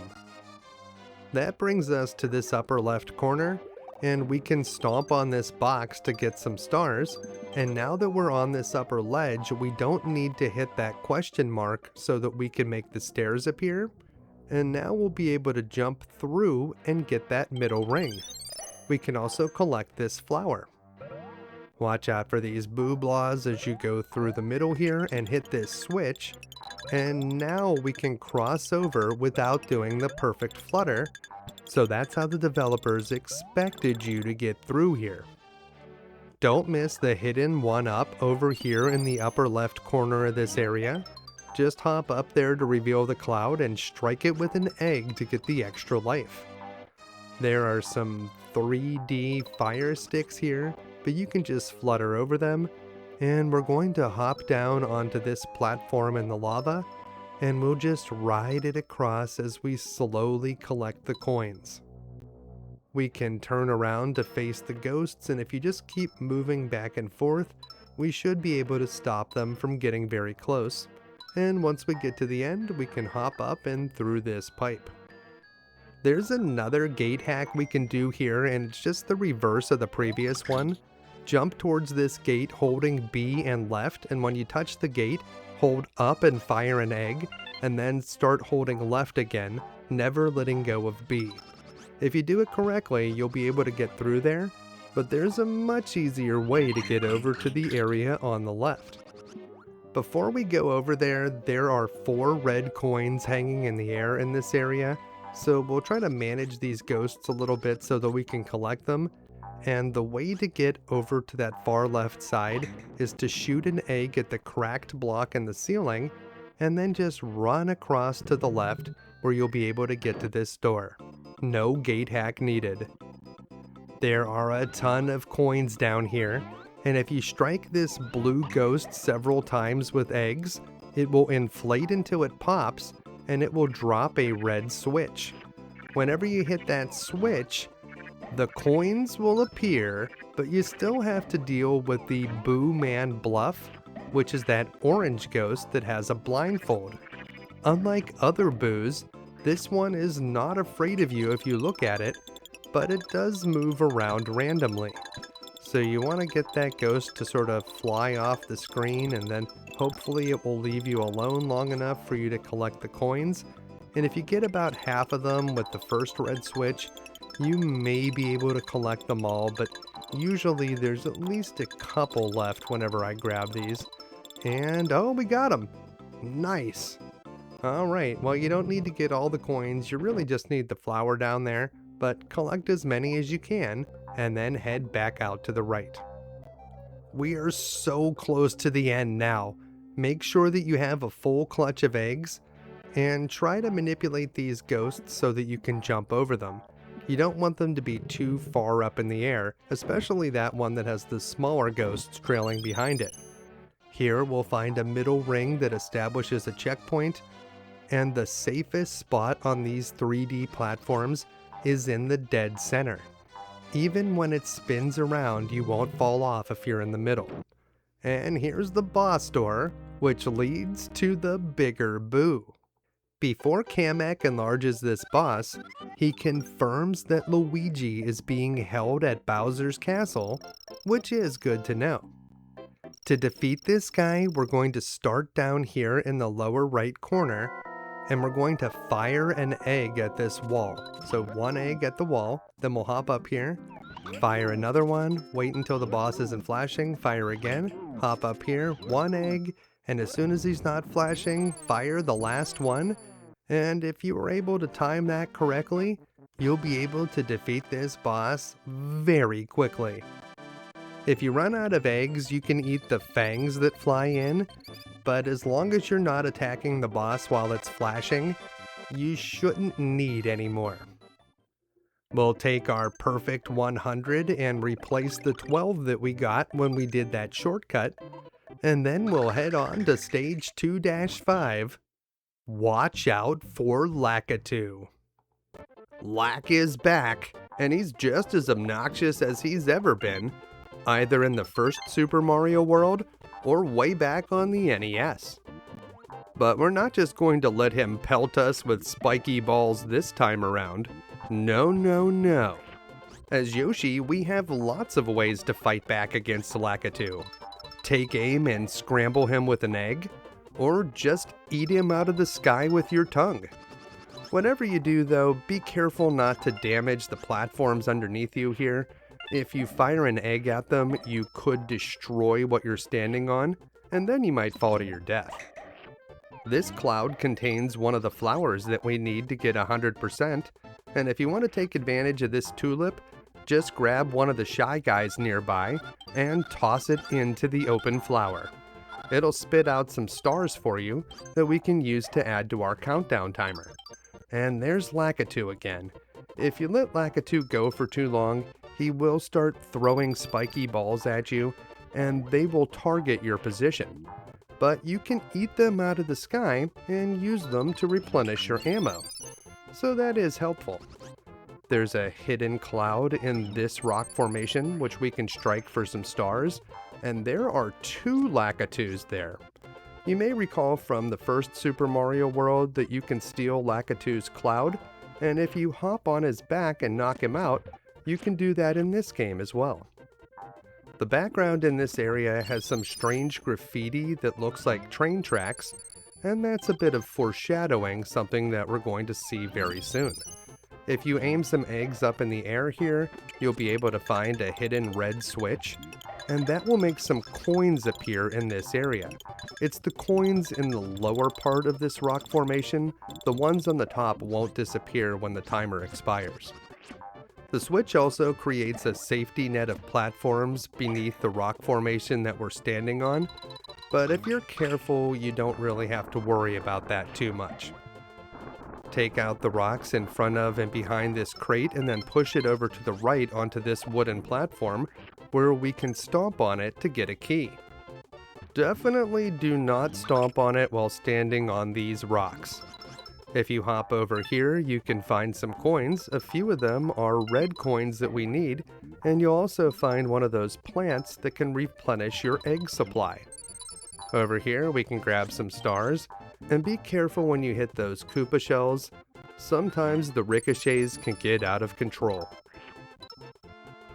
After picking up a few more items over here on the left side, we'll head back across to the right where we'll see one of the flowers that we need, and if you grab a Koopa shell and spit it in that direction, it should strike the flower, which will count as collecting it.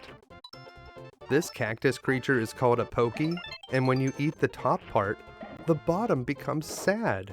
Oh, sorry Poochy. Down here though, we can use our key to enter this bonus area, where we'll find a new transformation bubble that turns Yoshi into a train. This is a weird one. As the train, Yoshi can shrink down and ride along those tracks that are drawn on the wall in the background, but be careful of Shy Guys, which are also drawn on the wall, and if you go off the track at some point, you'll enlarge and then fall down to the bottom. Oddly, when you drop down like that, it caused some of the coins to despawn, but luckily none of the coins in this room are the red variety that we need to get 100%. Make sure you're holding down Y to increase your speed, and don't miss the flower over here on the right side. You need to keep moving fast so that you can hit these transformation bubbles, because you do have a limited amount of time as the train, but hitting each bubble will replenish that timer. And down here at the bottom we'll find the Yoshi head block that will transform us back to normal, and we can take door B here, which brings us back outside. Just below us here is a Chomp rock that we need to push to the right so that we can get into that door that's on the upper ledge, but if you push it over here to the left, it'll make this hidden question mark cloud appear, and if you strike it with an egg, you'll get a 1-up. It seems like you need to use the Chomp rock to reveal that hidden cloud. If you just hop on it, it won't appear. In this new area, we can hit the middle ring to establish a checkpoint, but there is a ton of hidden stuff for us to find around here. Just above the checkpoint, you can hit a cloud which makes this beanstalk grow, and all the way at the top, we'll find a hidden cloud that has some coins, and then if you smash this post, but not all the way down, as you can see here, you'll be able to hop from the little nub of the post that's left up onto this ledge where we can enter this bonus area. This small cave is optional even if you're trying to get 100%, but there are so many coins in here that it's just a great opportunity to gain some extra lives. If you're standing in the middle of those 3D platforms, you won't fall when the platform rotates, and then you can just sort of run to the right and to the left to collect the coins. That seems to be the fastest way to get them all, and although you don't need them, we're going to collect them anyways. So just keep working your way up to the top, going side to side collecting the coins, and when you get to the very top, you'll see that there's a large field of coins, so that's how you'll know you're getting close. And there's the exit pipe. So we'll grab the last few coins here, and then we'll go back up to the top. As soon as we emerge from the pipe, we'll see a couple fly guys, and we want to take care of those immediately, because if they fly away, they may never come back, and then we'll be missing some red coins. There are 3 more of them over here to the right, and that's going to be our top priority right now. We want to get all 3 of these red coins before those fly guys disappear, and that's the last one. Several times I've gotten to the end of this stage and noticed I was missing a coin, and the reason was one of those 3 fly guys. With the red coins secured though, we can head back to the left, where we can aim a few eggs upward to find some hidden clouds, and one of them has a red switch in it, which leads to yet another bonus area. So press down on top of that arrow, and this is a Baby Mario Starman area. So grab the star, hold left and Y, and you should be able to just collect these coins without letting go. So just hold left and Y, and even when you're upside down, you don't have to do much other than drop off the ceiling there. So make sure to drop off there, and then continue your run. Just hold one direction, do a jump at the very end, and there are no mandatory coins or flowers in here, but there is a nice cache of coins. When we emerge from that small cave, we'll be right in the middle of some action, so we'll eat the Lakitu and this crazy daisy, and continue over here to the right. The purple crazy daisies are a very interesting enemy type that will blow bubbles at you, and you can either hop on top of the bubbles, which will allow you to jump very high up into the air, or you can eat a bubble, which will allow Yoshi to blow the bubbles out of his mouth, and then you can jump on them bubble bobble style. This prickly enemy is called a Cactus Jack, and although you can't eat it, you can knock it out of the way using your eggs, and you want to do that because there's a hidden 1-up and a red coin in those posts. Now, that's the name of the enemy that I see in my guidebook, and I do believe that is the official name. So does that mean that someone on the development staff is a Mick Foley fan? I think he did do some work in Japan around that time. Over here is another fly guy with a red coin. Don't let him escape, and be careful as you approach this bush. If you walk through it, a bandit will steal your baby. So yeah, you probably just want to either jump over the bush or eat the shy guy that's hiding in there. That will prevent the bandit from appearing. So just reach your tongue into the bush and you will find a hidden green shy guy, and beyond the goal ring, if you fire an egg upward, you can find a hidden 1-up. And that's all that's left here in 2-5, so we'll do our pause buffering, and as soon as we see a pause where one of those flowers has just lit up, we'll hold up and right and start mashing B, which should give us a guaranteed bonus challenge. Let's take a look at our score. Once again, we have 30 stars, 20 coins, and 5 flowers for 100 points. And let's see what our bonus challenge is. It's the slot machine again. So here we have another chance to earn some extra lives, although we already have 89, which is far more than we'll probably ever need. Let's see if we can get 3 cherries this time, and it's gonna be a no. But it is possible to be good at this slot machine. It does take some practice though. Next up, we have stage 2-6, the Cave of the Mystery Maze. If I'm being honest, this is one of the less mysterious mazes in this game, and certainly one of the easier ones to figure out. But let's take a look at the outer part of the maze first. We're going to do a big stomp jump, but we want to stop it early in midair so that we can head over here where we can get 2 red coins. If you're not good at stomping through the rock here, you can aim some eggs downward to break through, but you may run out of ammo and you'll have to find some enemies to replenish it. Over here on the left, we can find 2 more red coins and a flower, but don't get ambushed by these shy guys that are apparently wearing ghillie suits made of flowers. Yeah, that's some intense camouflage. Fire an egg into this arrow cloud, and it'll clear a path all the way up to the top, where you'll get a 1-up. And then we can head over here where we can stomp our way down to this spring ball, and then we can bounce up to this question mark cloud, which contains some stars. But where is the cave exactly?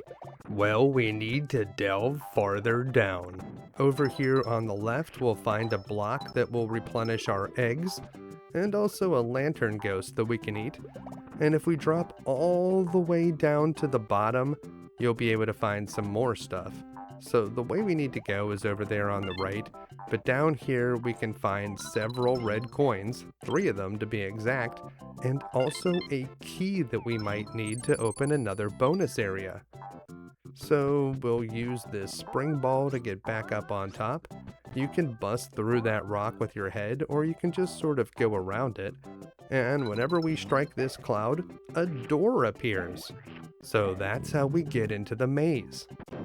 This section is a very large map, but if you're just trying to get out of here, fire an egg upward at this spot to release a spring ball, and then just bounce all the way to the very top of this area and head to the right where you'll find the exit. But there's a lot more stuff we want to grab before doing that, and you'll see we were able to fire an egg at that flower, and then if we head over here on the right, we'll find a pipe that has some lantern ghosts, and we'll also find the middle ring, which we can hit to establish a checkpoint. Believe it or not, there's a hidden door in the rock right below our feet there. You'll reveal a hidden cloud when you break through it, and when you hit it with an egg, a door appears. Take out all 4 of the lantern ghosts in this room to make 4 red coins and a flower appear. That's a pretty good deal. This room is very easy to miss, so if you've been coming up short on getting 100% in this stage, that's probably why. Now we still have that key that we found earlier, and if we bounce up here to the top and head over to the left, we'll find a tiny hut with a locked door, and entering it with the key will bring us to this bonus stage, the Watermelon Seed Spitting Contest.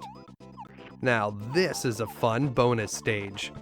Some watermelons will appear above the round clay pots in this area, and you can grab them to use as ammo against your opponent. But the bandit will be doing the same thing, so you'll want to watch out for that. Eventually you also find red and blue melons, which can deal some big damage, so be on the lookout for those, and don't forget that you can attack the enemy from below. I do really like the Yoshi mask that the bandit wears for that one. This walking cannon is called a Kaboomba. Avoid its cannonballs and give it a big stomp to get rid of it. Down here we'll find a few more coins, and then we can bounce up here on the far right side where there are 3 more red coins and also a hidden 1-up. And you can see the exit door just beyond that wall where the Kaboomba is, and we just need to get up to the top there to reach it. To do that, we'll go down to the bottom and we're going to use the spring ball. So we want to launch from this spring ball onto this one, and from here we need to do a big jump that gets us up here to that arrow, and this is the hallway that will take us to the goal. So watch out for those Kaboombas, go through the door, and that will bring us over here to another middle ring, which we can use to set up a new checkpoint. In this room filled with waterfalls, there's just a bunch of moving platforms, a few ghosts which you can eat for eggs, and a couple of cactus jacks which will get in your way. You can hit them with eggs or just hop over, but that room is not terribly difficult to navigate, and here at the end you can launch yourself up with a spring, which will take you to this final section of the stage. We'll see some countdown platforms here, and there's a few with very low numbers on them, so don't linger on the 1 platforms for very long. And if you can get up here, you can break through the rocks, which will lead you to the last flower that we need to get 100%. Quickly run across there and push this Chomp rock back up the hill, because on the other side, we'll find yet another hidden question mark cloud, and that one contains a 1-up. Do a big stomp to temporarily move that Ego Dill out of the way, and you can find a 1-up hidden underneath it, and that's going to bring us to the goal line. We'll use our pause buffer, so just keep pausing and unpausing, and whenever you pause and it looks like one of those flowers has just lit up, hold up and right, mash B, and we should get the bonus stage. Don't forget that that trick only works if you have all 5 flowers, but of course we have 30 stars, 20 coins, and 5 flowers for a perfect 100%. That's right. Let's take a look at our bonus challenge. Is it the slot machine? It is the slot machine. Well, we get another crack at it.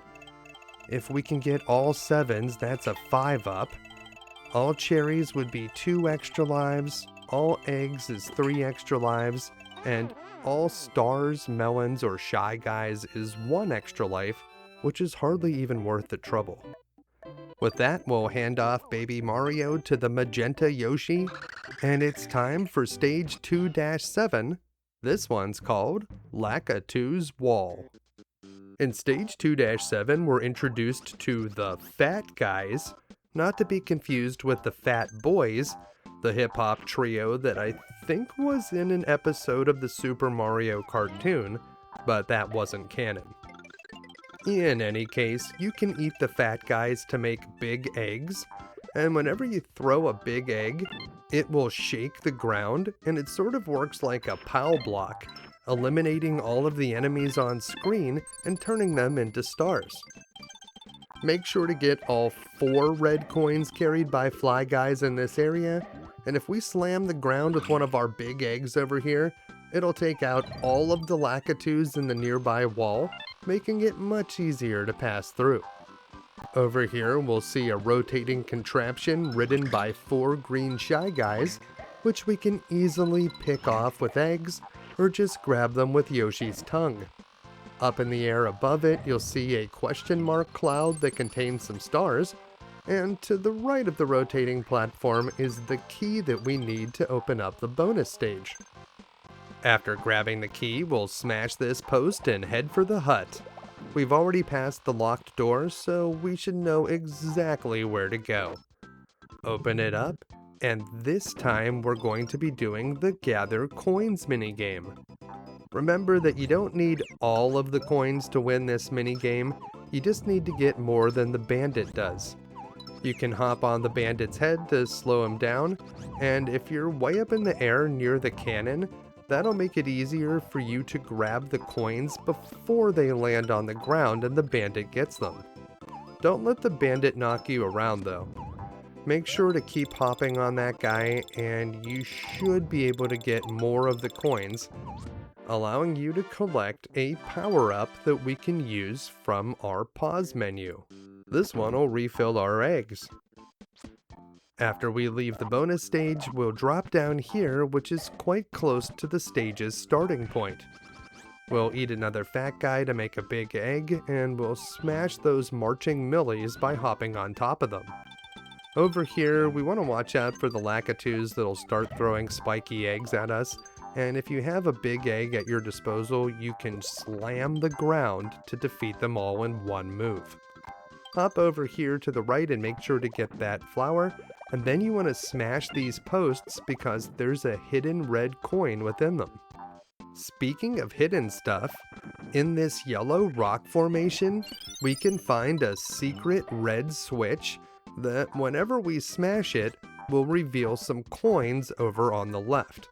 We'll want to clear out some of that rock formation so that we can more easily get to the left after hitting the switch, and it's just the lower 2 rows of coins that you need to grab before the time expires. The third one up will always be there.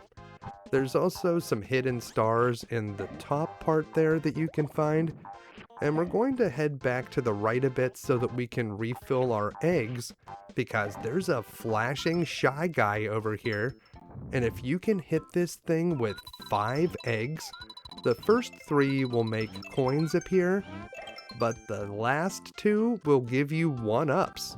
So you can get 2 1-ups there, and if you bounce off that bullet bill, you can hop up here where you can get a 3rd 1-up.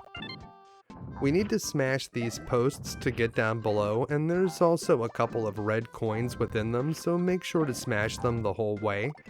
And if those bullet bills get in your way, you can eat them for eggs.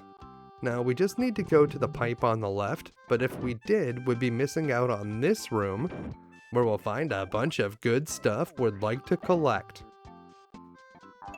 If we can fire a big egg in just the right spot, we can take out all of these tap-taps and marching millies, while turning them into stars that we can collect at the same time. Make sure to smash that post over to the left so that you can get under after throwing the egg, and if you want to cycle through which eggs you're using, if you try to fire one and cancel it by pressing down, that egg will be moved to the back of the line. It doesn't usually matter but it does come up whenever you're using special eggs. There's no enemies down here, but there are falling blocks that we need to navigate, and you'll want to get into a higher position so that you can jump to this ledge over on the far left, which has 2 red coins on it. So make sure that you can get up there. Before you go into the pipe, there's also a hidden cloud over to the left of it, and that one contains another 1-up. So lots of extra lives around here. One of the red coins that we're looking for is in this pair of posts, so smash those down to the ground. And whenever you're smashing posts or hitting the ground with your stomp attack, it will make the petals fall off of that Ego Dill enemy, and then it won't be able to throw them at you. Don't miss the red coin in the middle post, and then we're going to keep pounding this post to get inside this area with the red tulip. You'll also find a couple of coins in there, so make sure to pick them up. And to hit the red tulip here, we're going to aim an egg upward, jump towards the tulip and fire it, and it should bounce off the ceiling and land inside the flower. We threw a big egg there, and you'll notice that doesn't do anything special, so just use whichever sort of egg you'd like. Our reward for smashing that very tall post down to the ground is a cloud that contains a 1-up, and if we bounce off of this spring ball over here, we can find a flashing Shy Guy, and here's an example of what not to do with a flashing Shy Guy. If you try to eat it, it doesn't do anything special when you spit it out, or if you try to make it into an egg. You'll just get a normal old green egg. So you want to hit those guys with eggs, don't eat them. We have plenty of extra lives, so we don't need to worry. And over here, we're going to smash this post, which contains a red coin, and then we need to smash this very tall post all the way down to the bottom, because there's another red coin inside of it. Well, we never said that getting 100% was going to be easy. And there it is. But don't head down to the bottom just yet. Instead, climb back up to the top of the stairs and flutter over here to the left, where we can reveal this hidden cloud, and then smash the switch, which will make that red arrow appear, and if you push down when you're on top of it, you'll enter this room, and you want to smash through the second row from the left. That's the one that has the flower in it, but if you want to get a few more coins, you can throw an egg up the far left side. As we drop out of the pipe, we'll grab these 2 red coins over on the right side, and this is really Lakitu's wall now. There are a ton of them that poke out of this area, so if you have some big eggs, throw them at the ground and the earthquake will take them out. Otherwise, you'll need to dodge those spiky balls that they're throwing, although a few of the question marks that you can hit here will clear out the enemies in their general area. Right above the exit from this segment is some yellow rock that we can clear out with an egg so that we can collect another flower. So make sure to get that, and you can even hide up in that little crevice if you're being attacked.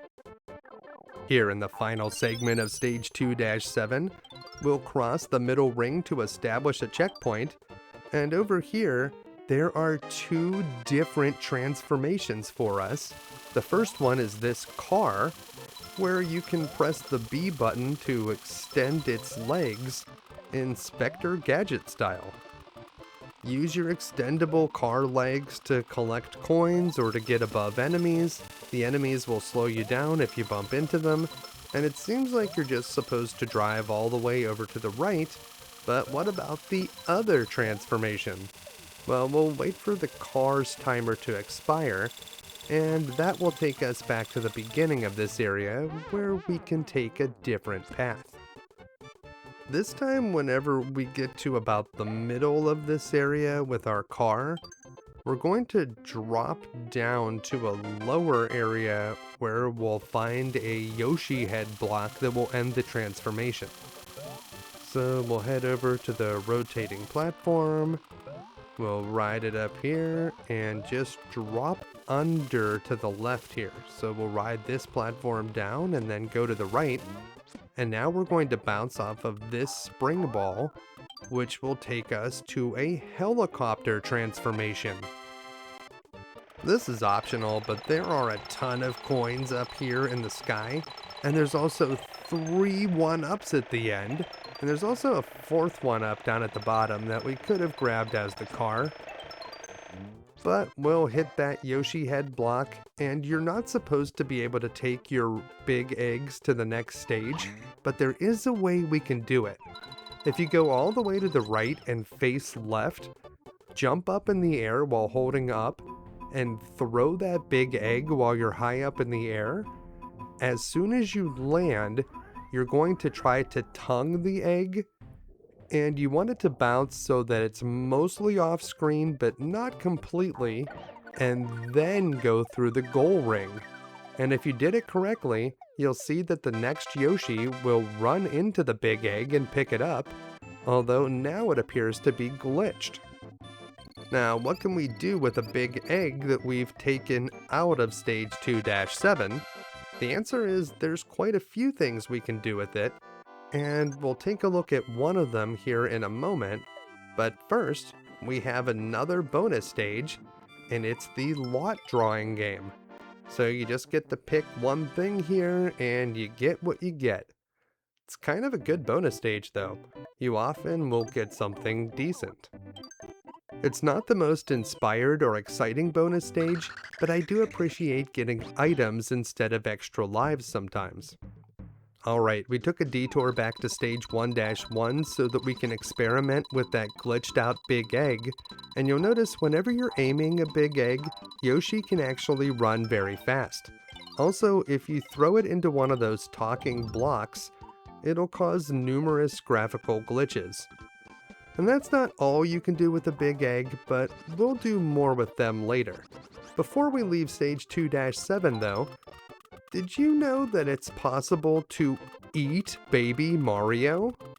Yeah, if Baby Mario's been getting on your nerves, lure some of these tap-tap enemies back near the transformation bubble and take a hit which will dislodge Baby Mario from Yoshi's back. Stay near the transformation bubble because whenever the timer runs out, some toadies are going to try to grab Baby Mario, and that's when we're going to transform into a car. So the toadies tried to grab Mario, we jumped into the transformation bubble, and we want to make sure that they are trying to carry him away whenever you pause and use a star item. Now the toadies have agreed not to take Mario away if stars are involved. So they release him, but because we are transformed, he appears to be imprisoned in a small bubble. Now, we can do pretty much whatever we want right now, drive around with the car, get some coins, it doesn't matter, just don't go too far off the screen, and whenever the transformation wears off, you'll see that the baby is no longer on Yoshi's back, and yes, you can grab him with your tongue, and then swallow him, turning him into an egg. Once the poor child has been digested, there's no way to get him back. And yes, you can throw him like any other egg to attack enemies. The cool thing about this is whenever you get hit by an enemy now, you won't have to hear that crying baby anymore, and Mario is a delicious snack. From here, we'll head on to the end of the stage, but I feel like there was one thing that I was supposed to remember today. What was it? Something about a baby not eating a baby? Oh yeah, don't eat the baby. Oh no. Yeah, if you reach the goal line and you don't have Baby Mario because you ate him, you'll be stuck and you won't be able to move on. You'll probably have to reset the game. And that brings us to stage 2-8. The Potted Ghost's Castle. We'll head down the pipe, which will bring us inside the castle, and if you're fast enough, you can grab a fly guy, which was carrying a 1-up, and that'll give us an extra life. Be careful when you're bouncing on those wooden posts near the lava. If you stand on them for too long, you'll get burned. You can eat the lava bubbles that pop out of the lava here. You won't be able to swallow them to make eggs, but you will be able to breathe 3 fireballs for each one that you consume. There aren't really any enemies around here to charboil, so we just want to eat those lava bubbles to get them out of the way, and then they won't bother us while we're riding this platform. And we'll collect these coins over here, and if we keep riding the platform, we'll be able to grab one of the flowers that we need to get 100%. So we'll pick that up, and from here you can just do a big jump and probably make it to the next platform, but you'll want to grab those other coins, and then quickly hop off of those platforms before they drop into the lava.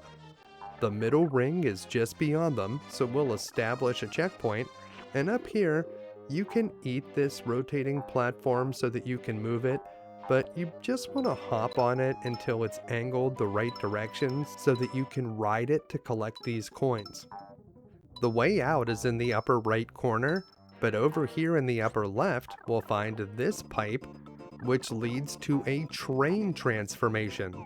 So strike that cloud and pop the bubble, and it'll be time to become Yoshi the Train once again. So we'll ride along the tracks here. Remember, you can press and hold Y to move more quickly. And then we'll just clear out these rows of coins, and we'll take the tracks back up this way. And although we got hit by one of those chalk shy guys, we still had time to get the coins and the flower up at the top. We'll go back down the pipe that we entered through, and then we can just pick up where we left off on getting these coins. Be careful not to fall down onto the thorns at the bottom of this area. Those are instant death, but we do want to get the 3 coins in the middle here, because those are red coins that will be added to our score. Now we're going to ride the platform over here. We don't actually need those last few coins, but we'll get them anyways, and enter this pipe, which takes us into a darkened tunnel. There's a locked door up ahead, so we want to head down here to the left first, because that's where we'll find the key.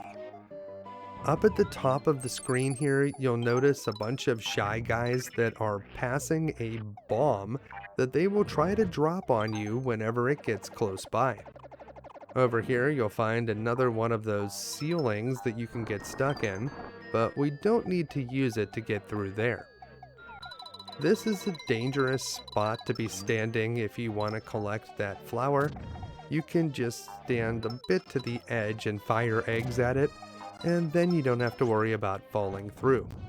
Over here, we'll quickly cross that bit to get those coins. You don't want to be standing on it whenever the shy guys drop a bomb. And then we need to push this vase all the way over to the right. So you just want to stop for a moment whenever the bomb gets close to you. That will allow it to explode, and then you can keep moving. Once the vase has been smashed, you'll find the key that you need, and then we'll just start working our way back to the right. Don't be fooled by those fake flowers that are actually enemies. It's just another one of Kamek's dirty tricks. Then we'll head back through this pipe, and we're going to continue to the right, but we want to stop down here to grab these coins because the one in the middle is a red coin. Over here, we're getting pretty close to the end, but you may need to eat some of these shy guys to refill your eggs because you need to throw eggs at this question mark to raise this spiky gate. Now, that talking box recommends that we aim an egg and freeze the targeting reticle with the shoulder buttons, and that is a good way to do some accurate shooting, but maybe there's an easier way to open those gates. We'll take a look at that in a moment. There's going to be more of them. Here's the locked door that we needed the key for, and in this next area, we're going to hop up and go over here to the right, where we'll find a hidden cloud that contains some stars or coins, depending on how much countdown timer you have. And in this small room, we're going to smash these Burts by jumping on top of them and using Yoshi's stomp attack. And whenever you clear out both of them, a flower will appear. So make sure to get that. With that flower in our possession, it's a good time to establish a checkpoint, so we'll hit this middle ring, and then we're going to follow the coins over to this pipe, which will lead us to the next area.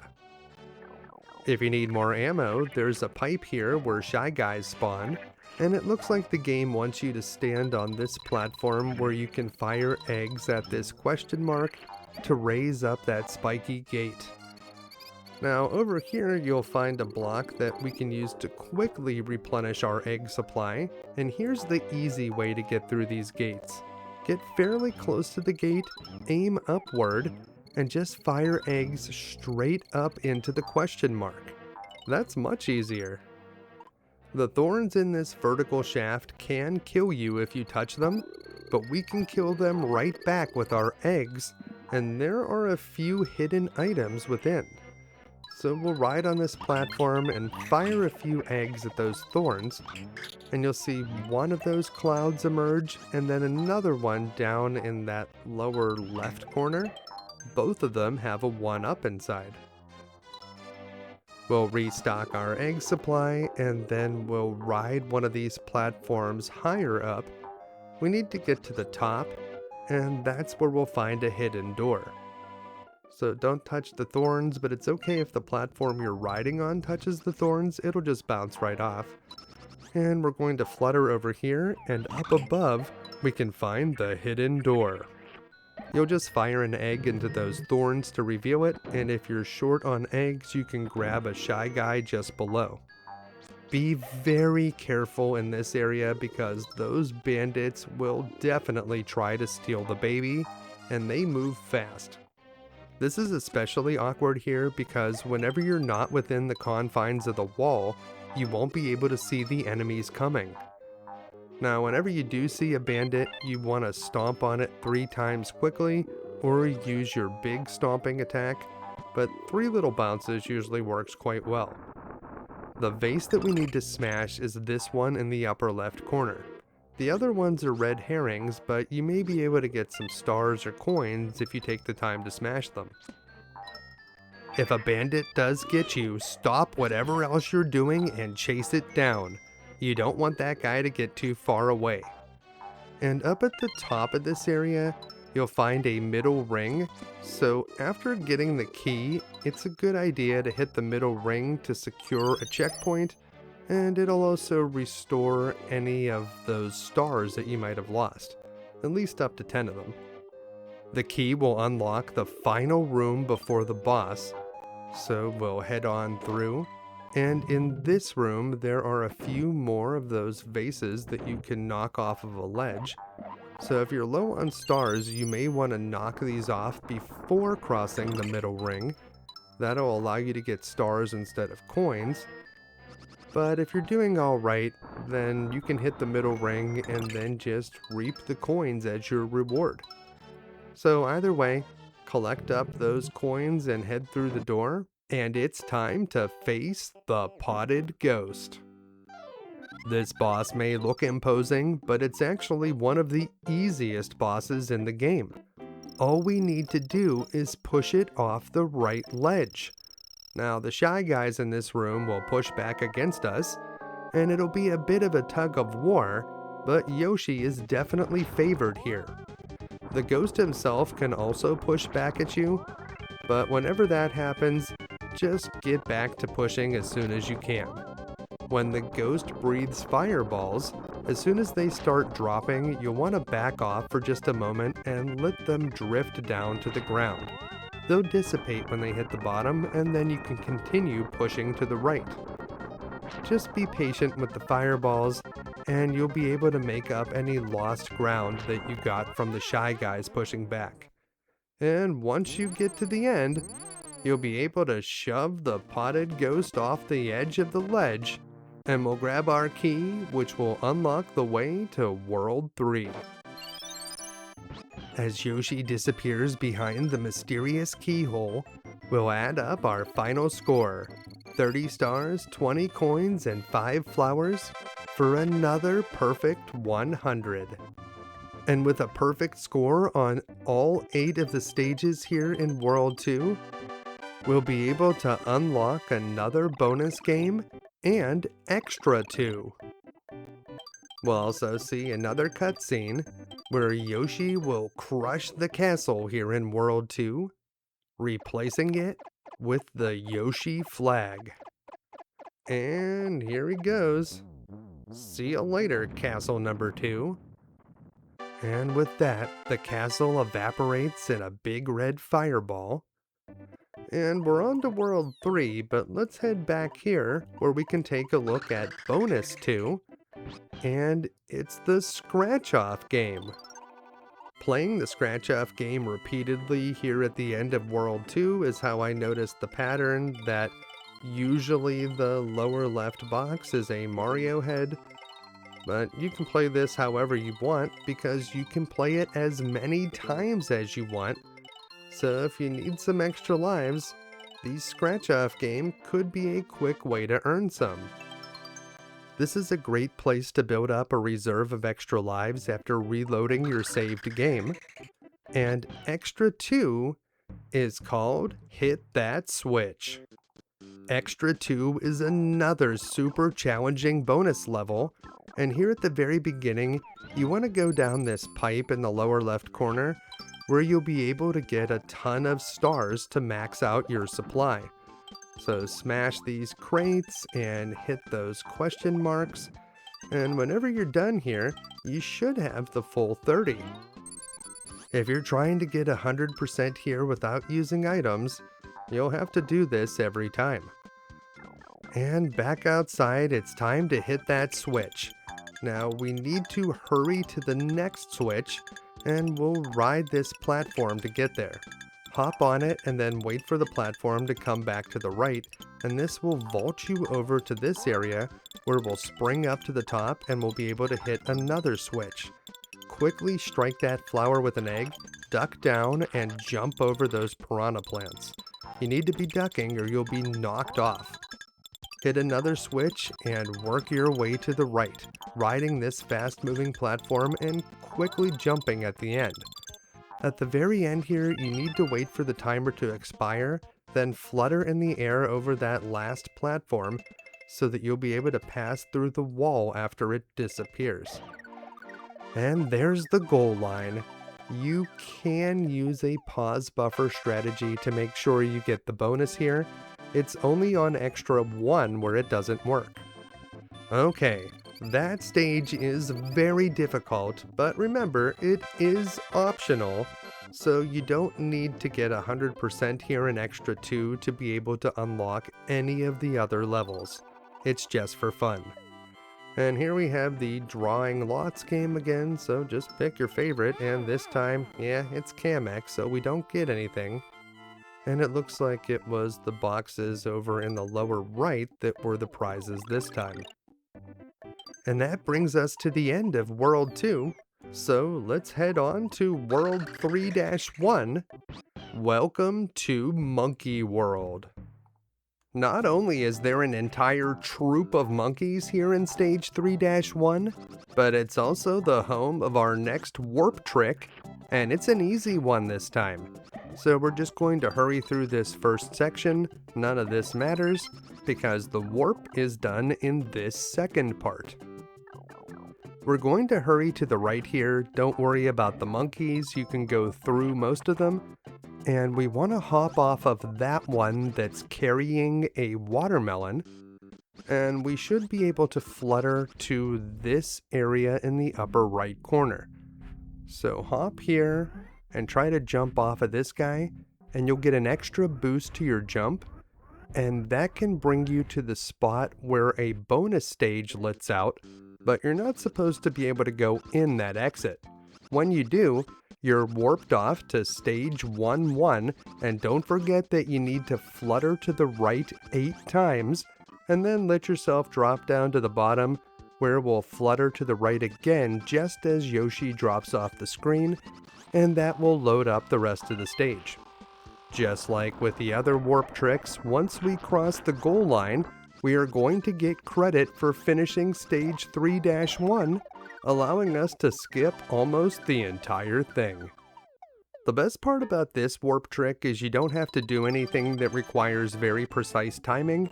If you can flutter up to that bonus exit, you should be able to do this warp.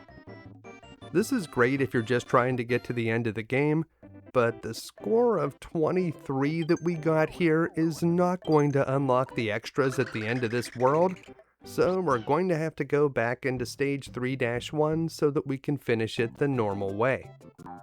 Here at the beginning of 3-1, you can smash this post to find a hidden cloud that contains some stars, and that's a good way to boost our counter right here at the very beginning. As we head across to the right, we'll find another cloud up here that contains a flower, so don't miss that one. And then we'll see our first monkey. I'm pretty sure these are the first monkeys in a major Mario game, and there will be many monkeys in other Mario games to follow, like Mario 64. They also look like some of the monkeys that we've seen in the Legend of Zelda series, so are they perhaps related? Do you guys know a monkey named Kiki? You can actually bump into a lot of these monkeys without taking any damage, although there are some monkeys in this game that will steal the baby if you bump into them. But many of the monkeys will attack you, some by dropping bombs from the vines, and others by spitting watermelon seeds at you. You can steal those watermelons from the monkeys that are carrying them, and then you can spit seeds back at your enemies. And you can also just eat these monkeys and swallow them to make eggs. You can't swallow all of the enemies in this game, but you can certainly eat the monkeys.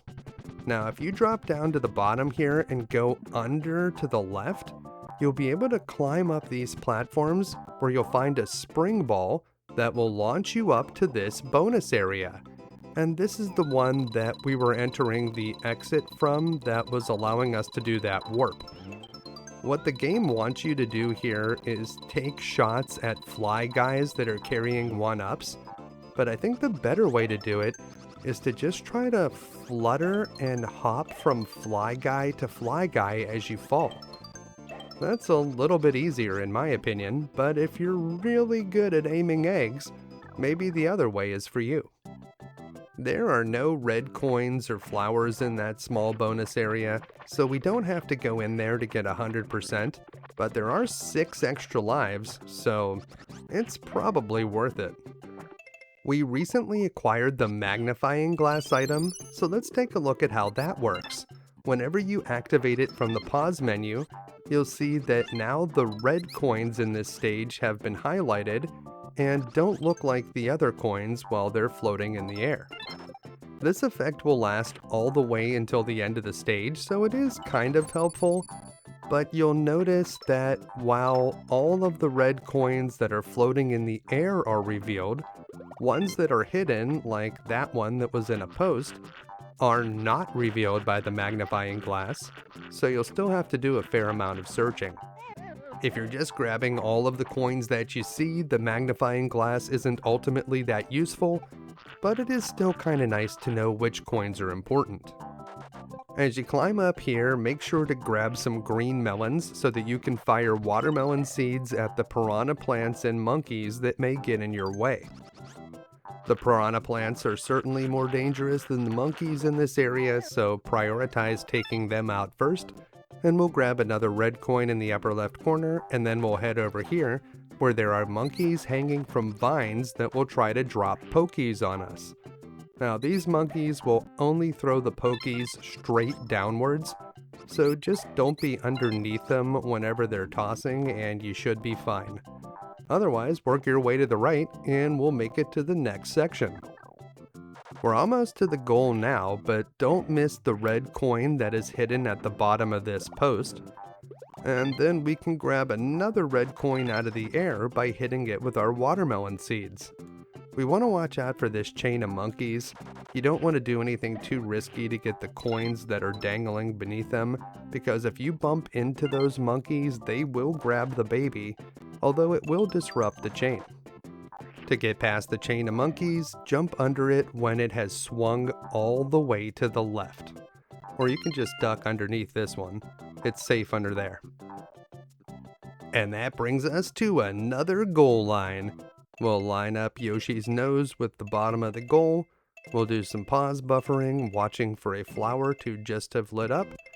And once we see it, we're just going to hold up and right and start mashing the B button. And there it is. We're through the goal line, and did we get the bonus stage? Of course we did. Once again, we'll head to the green chalkboard where we'll add up our score. 30 stars, 20 coins, 5 flowers, 100%. Let's see what bonus stage we have this time. And it's match cards. Okay, this is the most lucrative bonus stage of them all. Get your phone out because it's about to reveal the answers. Take a picture of the answer, and then you can reference it so that you'll be able to match all of the cards and never miss. Now, this game came out long before most people had phones that could take pictures, but it did come out right around the time when digital cameras were starting to become popular. And of course, people had Polaroids, so if you had the right equipment, you could still do this trick back in the day. You're actually allowed to miss one time, but we won't have that problem.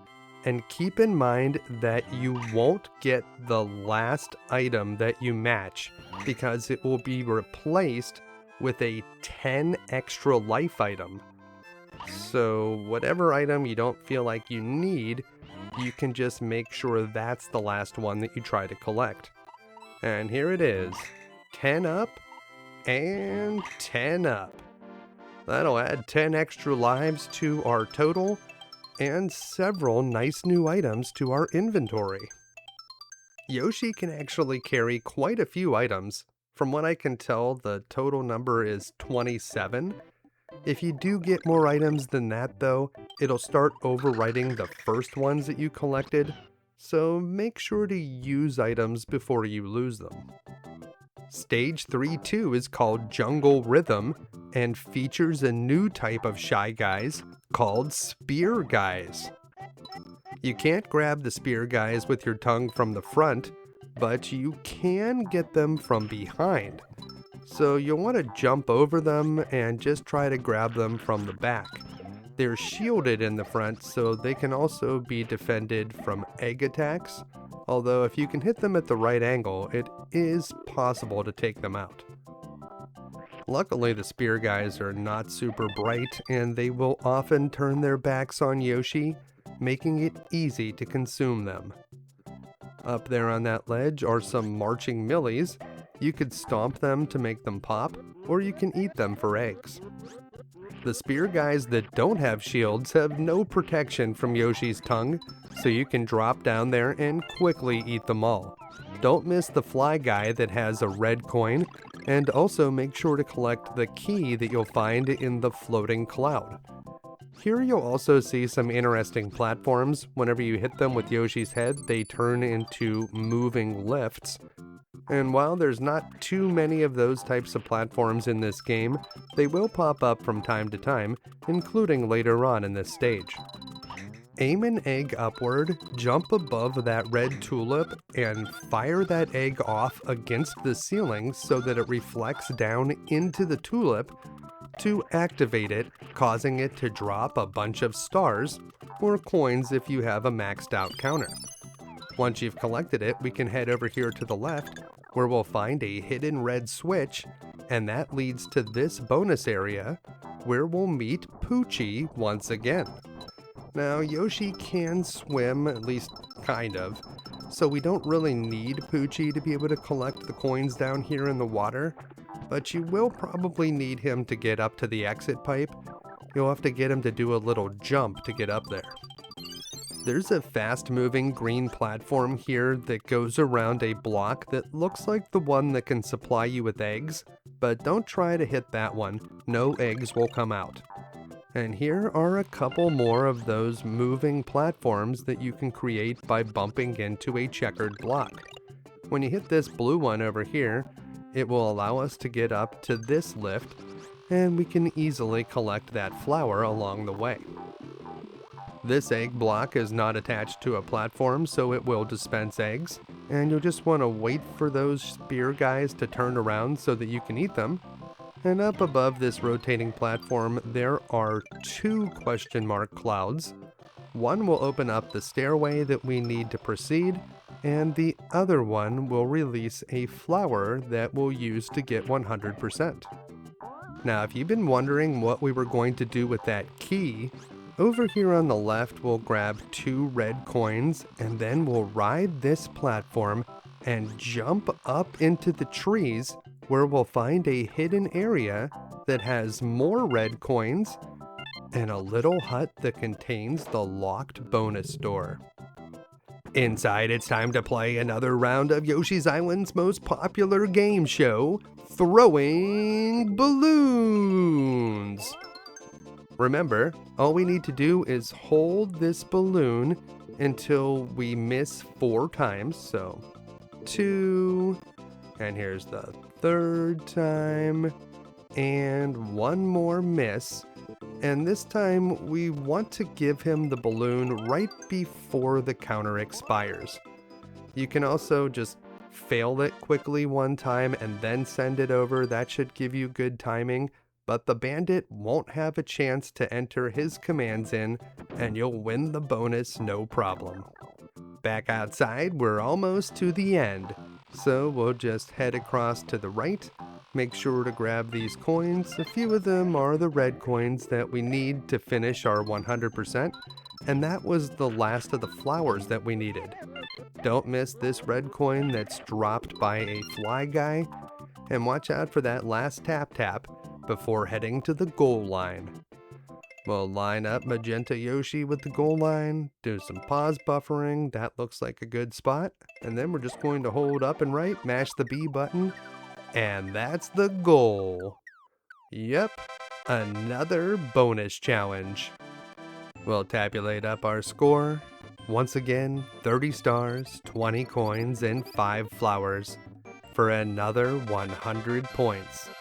So we'll add that to our total, and we'll move on to another match cards game. And of course, you know how to do this one now. Just take a picture of the answer key that they're going to show you briefly and use it to solve the puzzle. Now this is kind of boring to watch, so I'm going to speed up the footage here. And don't forget that the very last match that you'll make will be replaced with a 10 extra life item. So whatever is the one item that you want the least, that's the one that you should collect last. 10 extra lives is just icing on the cake here. If you did the slot machine bonus perfectly, you would end up with 5 extra lives and no items. The match cards bonus stage is insane. The next stage on our path is 3-3, and this one's called Nep-Enuts Domain.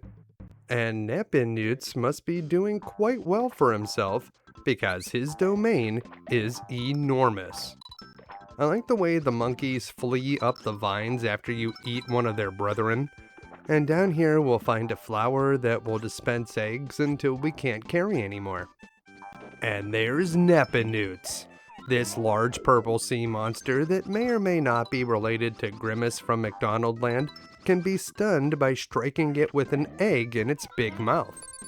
The stun won't last forever though, so hurry past Nep-Enuts whenever it's sunken down into the water. We'll grab these coins, a few of them are red coins that we need, and up here you may want to eat some of these monkeys so that you can refill your eggs, because you don't want to run out of ammo here. With Nep-Enuts subdued, we can head down to the bottom where we can get some more coins. And we don't want to miss this question mark cloud because it contains one of the flowers we need for 100%. So we'll strike it with an egg, and we'll also eat that monkey that was nearby to replenish one of our eggs. And if you bank an egg off of that wall whenever Nep-Enuts pops up, it should go right into his mouth. Now if you're on this side of the monster, you can sort of run away from it. but we do need to get those coins down at the bottom, and those ones are a little more dangerous.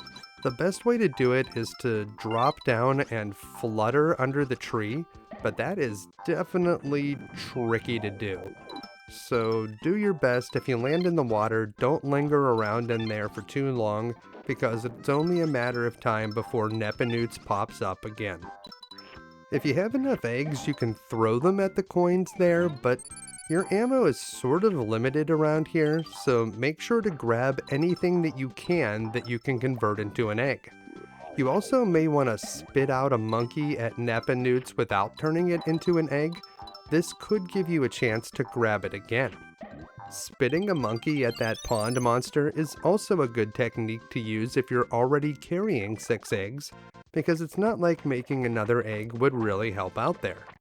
This big bird is called a Huffin' Puffin, and if you hop on it, you can stun it, and then you can steal its babies, which you can throw at enemies, and they sort of boomerang around back to you. So there's a Huffin' Puffin right there. Depending on what you hit with the Huffin' Puffin, it may not come back to you, but oftentimes it will. This oblong Shy Guy seems to be filled with bullets, and if you're standing on it while it's flattened out and press A and B at the same time holding them down, you can launch yourself way up into the sky.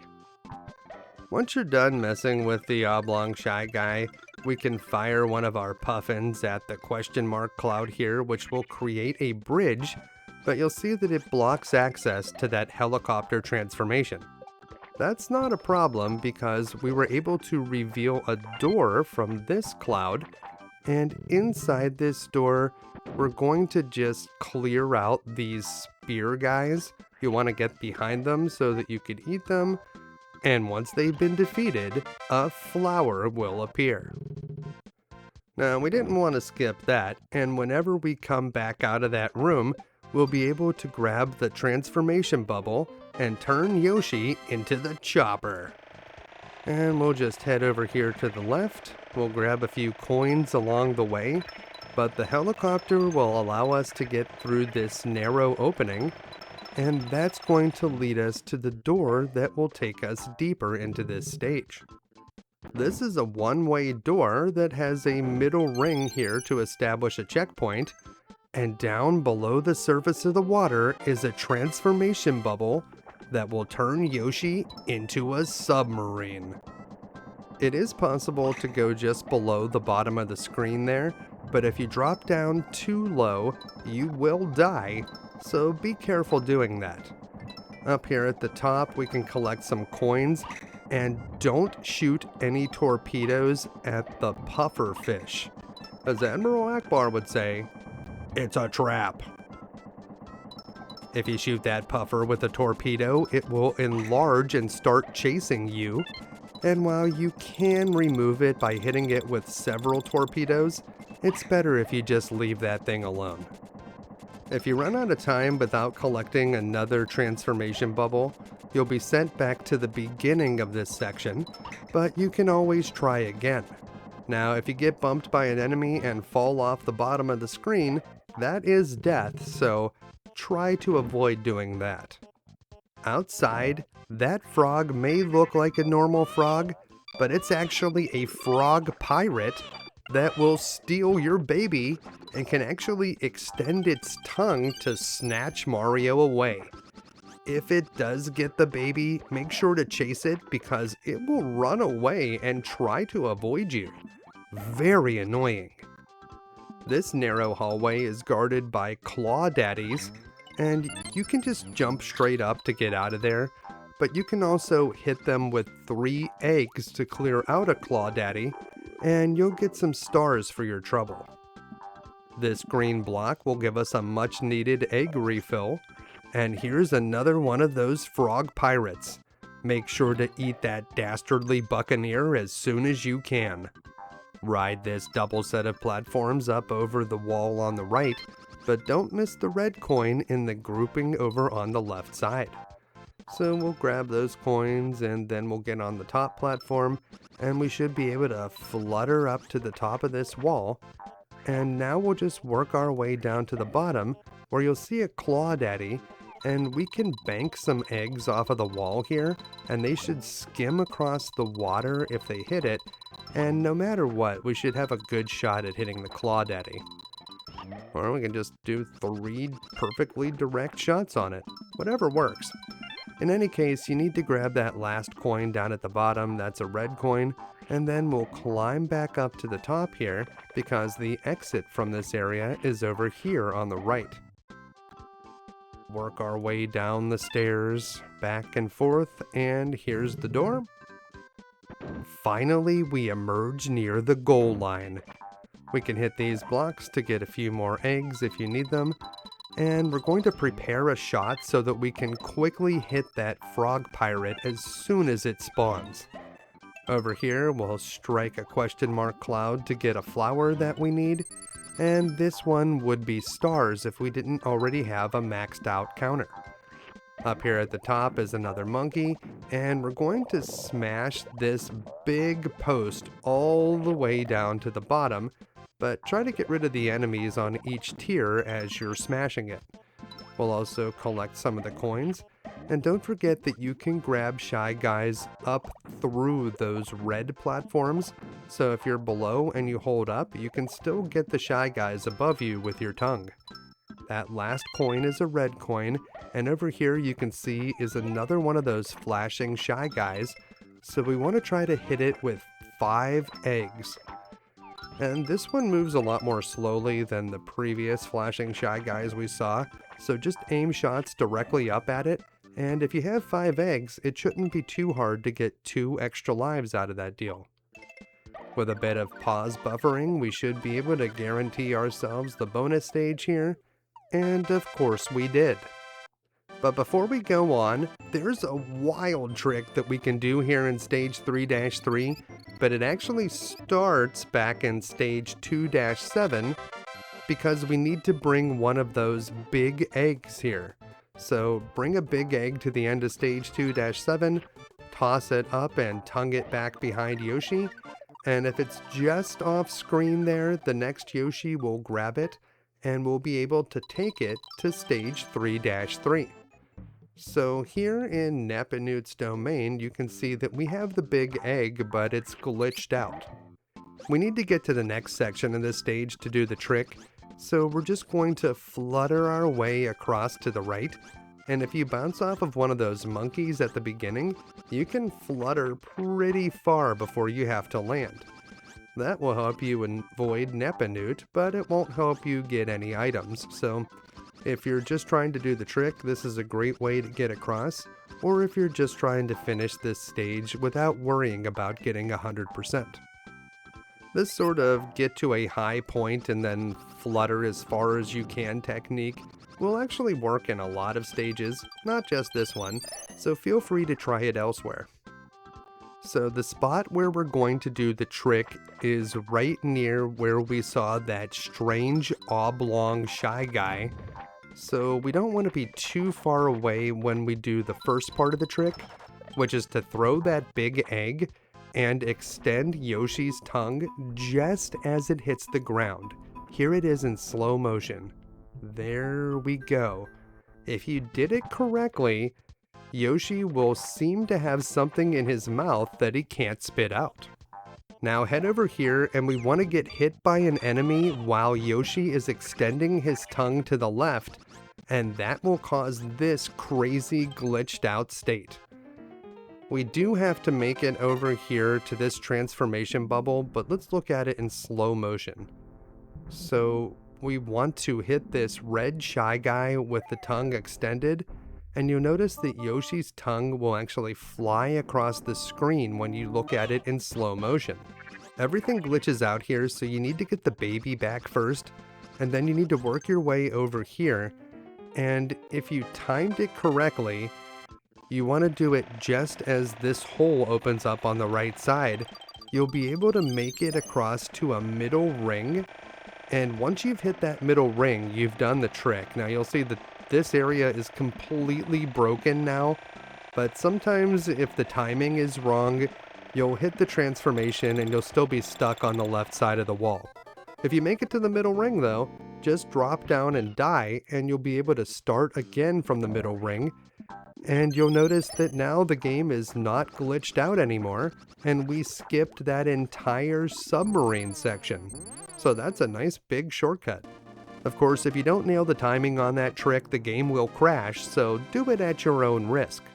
It's also worth noting that if you do this trick and then go on to finish the next boss, or any of the bosses for that matter, without resetting or reloading, the 3D cutscene that you'll see afterwards will be all glitched out and will look like this. If this bothers you, it's easy enough to fix, but resetting or reloading the game means that you'll lose any extra lives that you've collected, so there are consequences to using a shortcut like this. Let's get back to the game. Stage 3-4 is next, and this is Prince Froggy's Fort. Prince Froggy's Fort is large and filled with secrets, but it's not that hard to get through. Here we have some spear guys, and although you can't grab them from the front with your tongue, you can push them over to the right, and those guys can't swim. Whoops. Up here, strike this question mark cloud to extend a bridge, and then we're going to aim some shots at those thorns down at the bottom. Watch out for that cheep fish, you don't want to get bitten by him. But we're going to keep firing down into that cluster until we reveal a hidden door, and don't bump into the thorns as you try to enter it.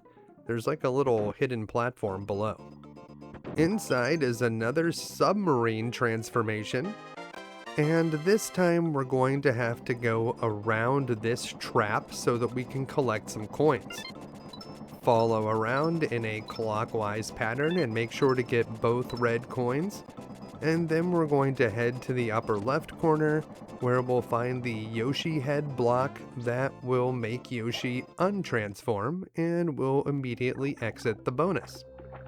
We pop out a little bit to the left of where we went into the bonus stage, so we'll make these scurvy dogs walk the plank, and then we'll make the bridge appear again so that we can hop from it over to that ledge that there's a monkey bouncing on right now. Now this monkey, if you hop off of it and use the extra momentum to flutter up over this wall, you can find a hidden question mark cloud that contains a 1-up. Nice. Now we'll just hop over these imposter flower items and enter this door. And in here, there's a long hallway that's filled with water and fish, and also a bunch of coins and other good stuff. You'll need to go all the way to the far right end of this hall to reach the boss, but along the way there are a few other doors like this one that will take you to some other areas where we'll be able to collect items including red coins and flowers.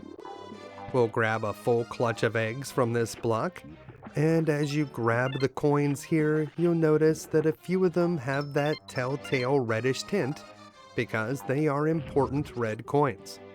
There's also another door down there, but first we'll hit this question mark cloud to get some stars, and back over on this side, we'll be able to grab a few more eggs before we enter that door, because inside we need to take out 2 claw daddies, so you'll want to make sure that you have 6 eggs with which to do this.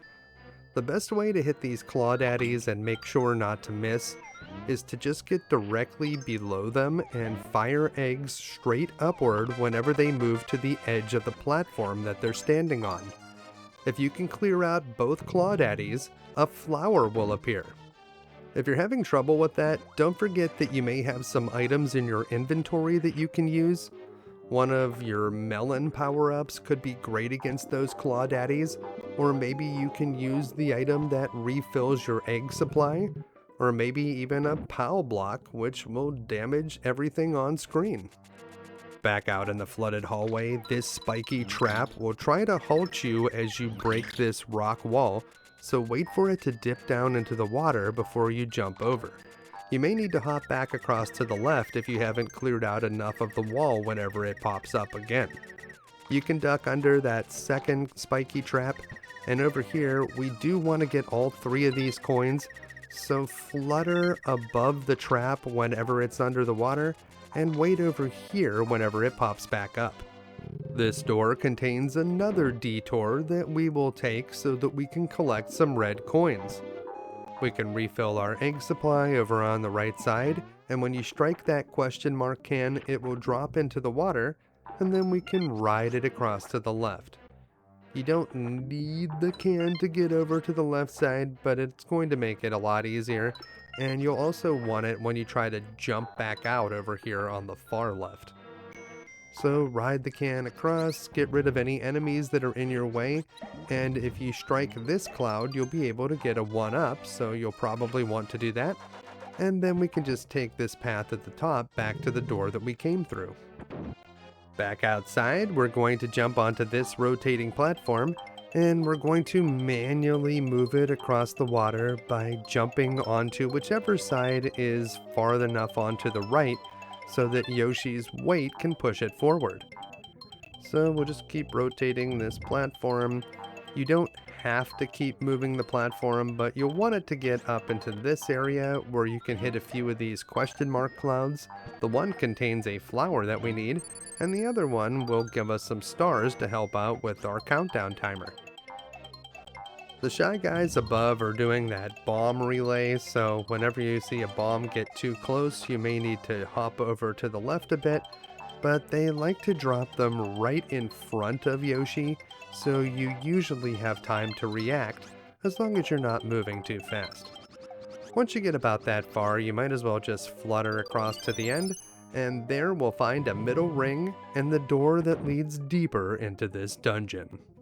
This dark area is patrolled by Claw Daddies, and you can either strike them 3 times with your eggs, or there's a spot where you can jump over them, and that's indicated at the bottom by some arrows, but there's a similar spot up here at the top.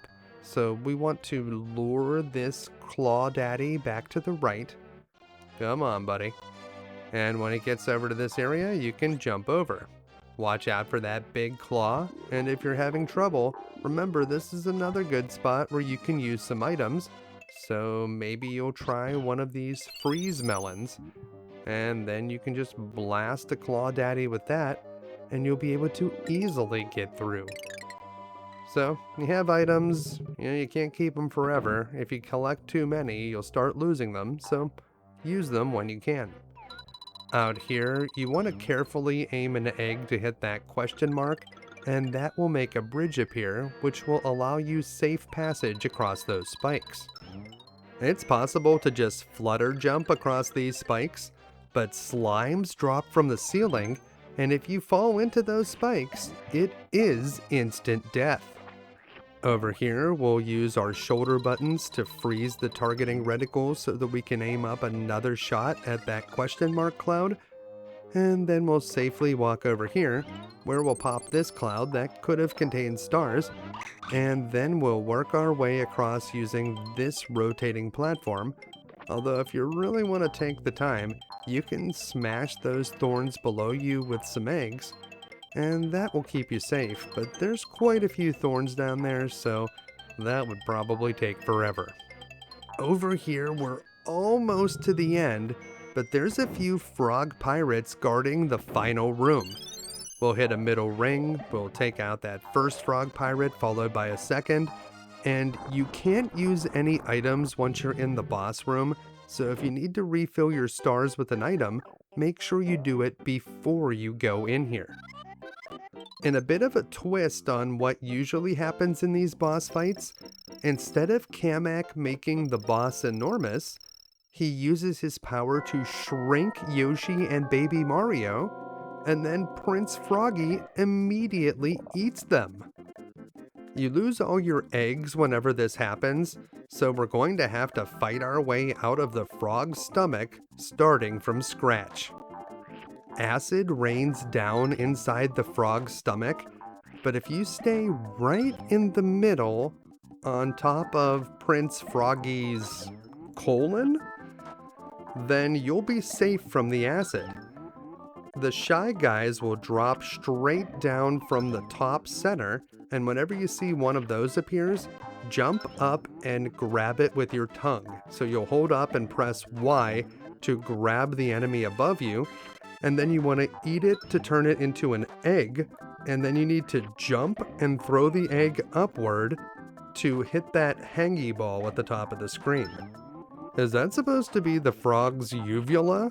It probably shouldn't be down here in the stomach, but I guess I'm no expert on amphibian anatomy.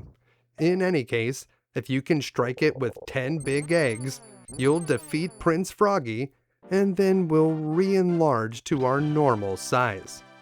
With the Frog Prince frozen in midair, the screen fades out, and then we'll be able to tabulate up our score. 30 stars, 20 coins, and 5 flowers once again. Another perfect 100. Now that Prince Froggy has croaked, we'll move on to our next challenge here in Monkey World, Stage 3-5, Jammin' Through the Trees. We can load up on eggs here at the beginning of Stage 3-5, but be careful where you're aiming those things. Of course, they can be used to subdue the enemies here, but they can also break through the yellow rock that forms the ground, making it harder to navigate. The seeds that you can fire after eating a green watermelon are much more precise, so that's the better way of getting through here. Hey, there's another one of those red tulips, and it seems to be saying, "Feed me, Yoshi. Feed me a monkey." And so we tossed one into its gaping maw, and we were rewarded with some stars. I guess everyone's gotta eat. That little cactus creature is called a fungi, and it looks prickly, but you can eat it just like anything else, and you can even eat the pot that it came in. Over here, we can find a block that replenishes our egg supply, but we haven't used very many. And if we carefully aim a shot here, we'll hear the sound that indicates there was something hidden in that yellow rock, and when we strike it again, we'll find some stars. We'll eat another monkey here, and hey look, it's a Gusty. We'll eat that snack that smiles back, and carefully work our way through this area, trying to collect the coins as we go.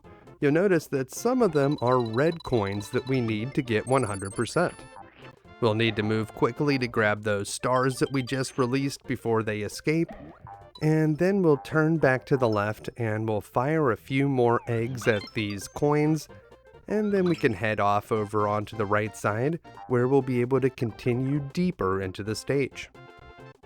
Here we have some monkeys on vines that are patrolling this area that has some rotating platforms, and we definitely don't want to fall off of these, because if we drop down below, that's instant death. We do want to make sure that we get the red coins here, and that last coin is not a red one, but we'll collect it anyways. Over here, we can grab the monkeys off of their vines so that they won't be able to toss bombs on us, and then we'll jump through the middle ring to establish a checkpoint. Just like in the Mega Man games, the spikes here are lethal, so do not touch any of those. Instead, use the platforms to get yourself across, and then we'll find one of those pipes that Shy Guys spawn from, so you can eat them if you want to get some more eggs. After hitting a hidden question mark cloud that would contain some stars, we're over here where we need to pound down this post, and we're going to need to take a very careful shot if we want to get this flower. So we need to aim perfectly straight to the left whenever the post is in this position. So don't pound the post the whole way down to the bottom, that'll make this a little bit harder. And it does need to be precise. That's the kind of shot that we're looking for. There's not just more red coins down here, there's also a hidden cloud that contains a 1-up, and we can shoot it with our green watermelon to grab it. We'll want to bank an egg off a wall here though to get this flower, and then we'll continue over to the right, which will bring us to another area. The goal line is up ahead, but before we head to the right, we're going to drop down here on the left, and this is a hidden area, which is optional, but we'll be able to get a ton of extra lives here. find a hidden cloud that allows us to strike this switch, and then we'll use these platforms to get up here to this moving platform that will dispense eggs. We can use the eggs to strike the balloons that you see here, or to hit the many fly guys that float through the air carrying 1-ups. You'll want to grab them with your tongue or hit them with an egg quickly before they have a chance to fly away. When you see them start spinning around like that, that means they're about to disappear, so hit them quickly. If you're a good shot, you'll be able to get up to 6 extra lives in this small area. And there's also a ton of coins, as well as 2 more fly guys that have question mark clouds, which you'll see right over here. If you are able to grab them, they will release stars for you to get, or coins if you already have a maxed out timer. So grab as much loot as you can, and eventually the platform will loop you back around to where we started from, and we're going to go back out through the door that we entered this area with, and that's going to bring us to this segment where we will continue our journey to the goal line. After watching a few nihilistic shy guys jump to their doom, we'll hop back up here, and over on the right we can grab a green watermelon, more like a bullet melon if you ask me, and we can use it to attack this wild Poochy plant, which starts out green and can fire spiky balls at you. Those spiky balls actually can be eaten to make eggs, but if you hit it once it'll turn yellow, and if you hit the yellow piranha plant, it'll just turn into a normal red piranha plant, and one more hit will take it out. The outlined coins that we see over here indicate that there is a red switch nearby, but it's not in this question mark cloud. Nope, that one would contain stars or coins. It's actually doing its best to hide up on the top of this tree. So hop onto that switch, and then hurry back over to the left where we can grab a few coins before the time expires. So we'll just keep hopping across here, and that was all of them. These coins will be here regardless. We're still missing one of those flowers, but it's right down here, and we'll strike it with an egg for a 1-up. Now we'll blast these monkeys, head back to the left, and we're just going to hop from treetop to treetop to get over this wall on the right.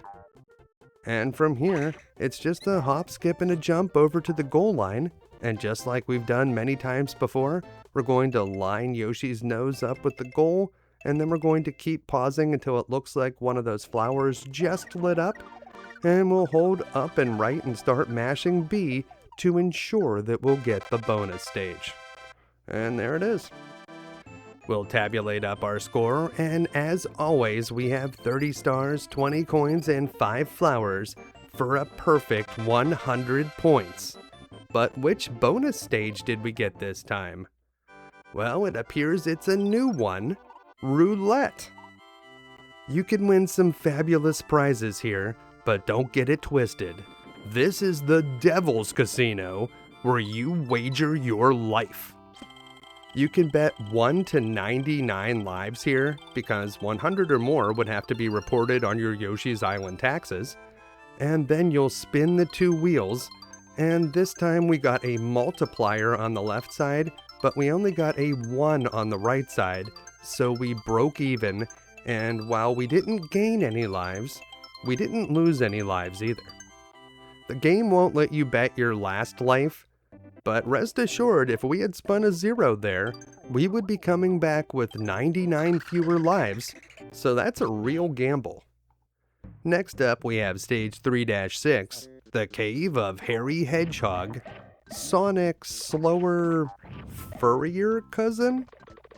Before we can meet that guy, there are 2 ways to get out of this first room, and you want to take the high road, so flutter up to these treetops, and make sure to go through this way, not just because there are 4 red coins there, but there's also a flower and a very important key that we'll need to get out of here later.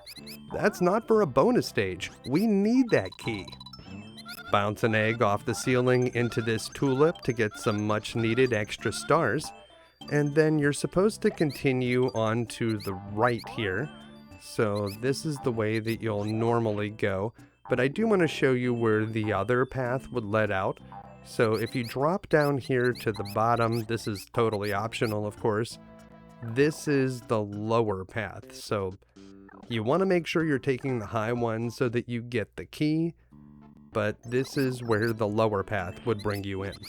There is a fire melon down here, so if you like shooting flames, which is very nice whenever you meet the titular hairy hedgehogs, you can grab one of those and then work your way up to the top.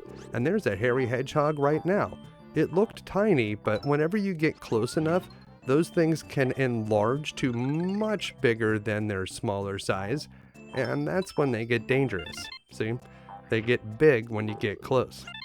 All joking aside though, I do wonder if having a hedgehog as an enemy in this game is a subtle jab at Sega, Nintendo's biggest rival at the time.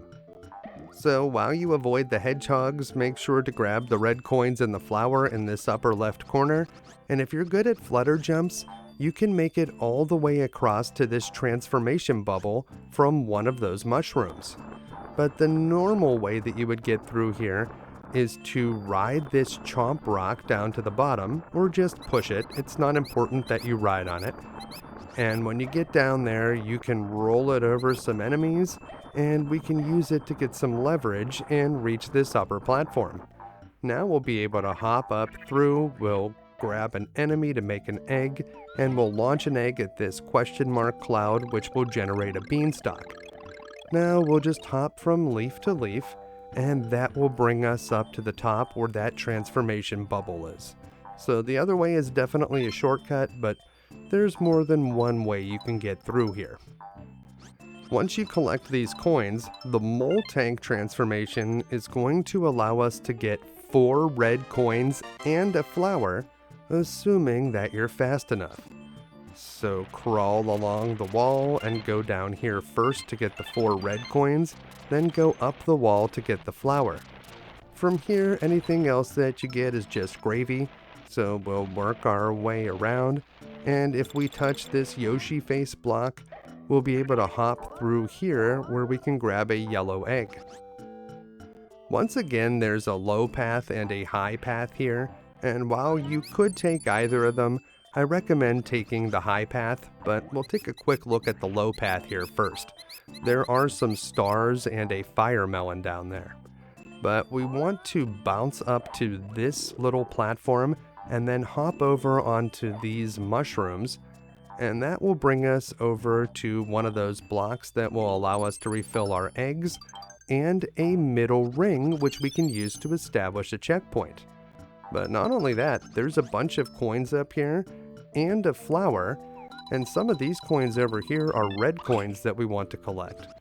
Also, whenever we jump on these coins, the ones at the top of that curve are red coins, and that will bring us down to the locked door that we need to use to get out of here.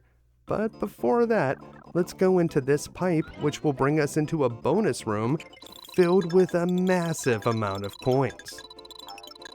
Hit the first red switch and grab as many coins as you can, but make sure you hit this second red switch before the time expires, or the red platform that it's sitting on will disappear and it will drop into the pit below. It may be possible to get every coin here before the time runs out, but I've found that trying too hard to collect every last coin often results in getting fewer of them overall. Now, I think you're supposed to drop from above to reach this door, but if you bounce off of an enemy, that will give you the boost you need to get up there. So either way works. Once you're back out here, the goal line is nearby, but we want to make this stairway appear, and then head back over near the door where we'll be able to strike this hidden cloud that contains a switch. There's a lot of coins to collect while this switch is active, and not very much time. So hurry up to the top here, and then work your way back down, collecting any coins that you may have missed. And that brings us to the goal. We'll do our pause buffer so that we can get the bonus stage. That looks like a good one.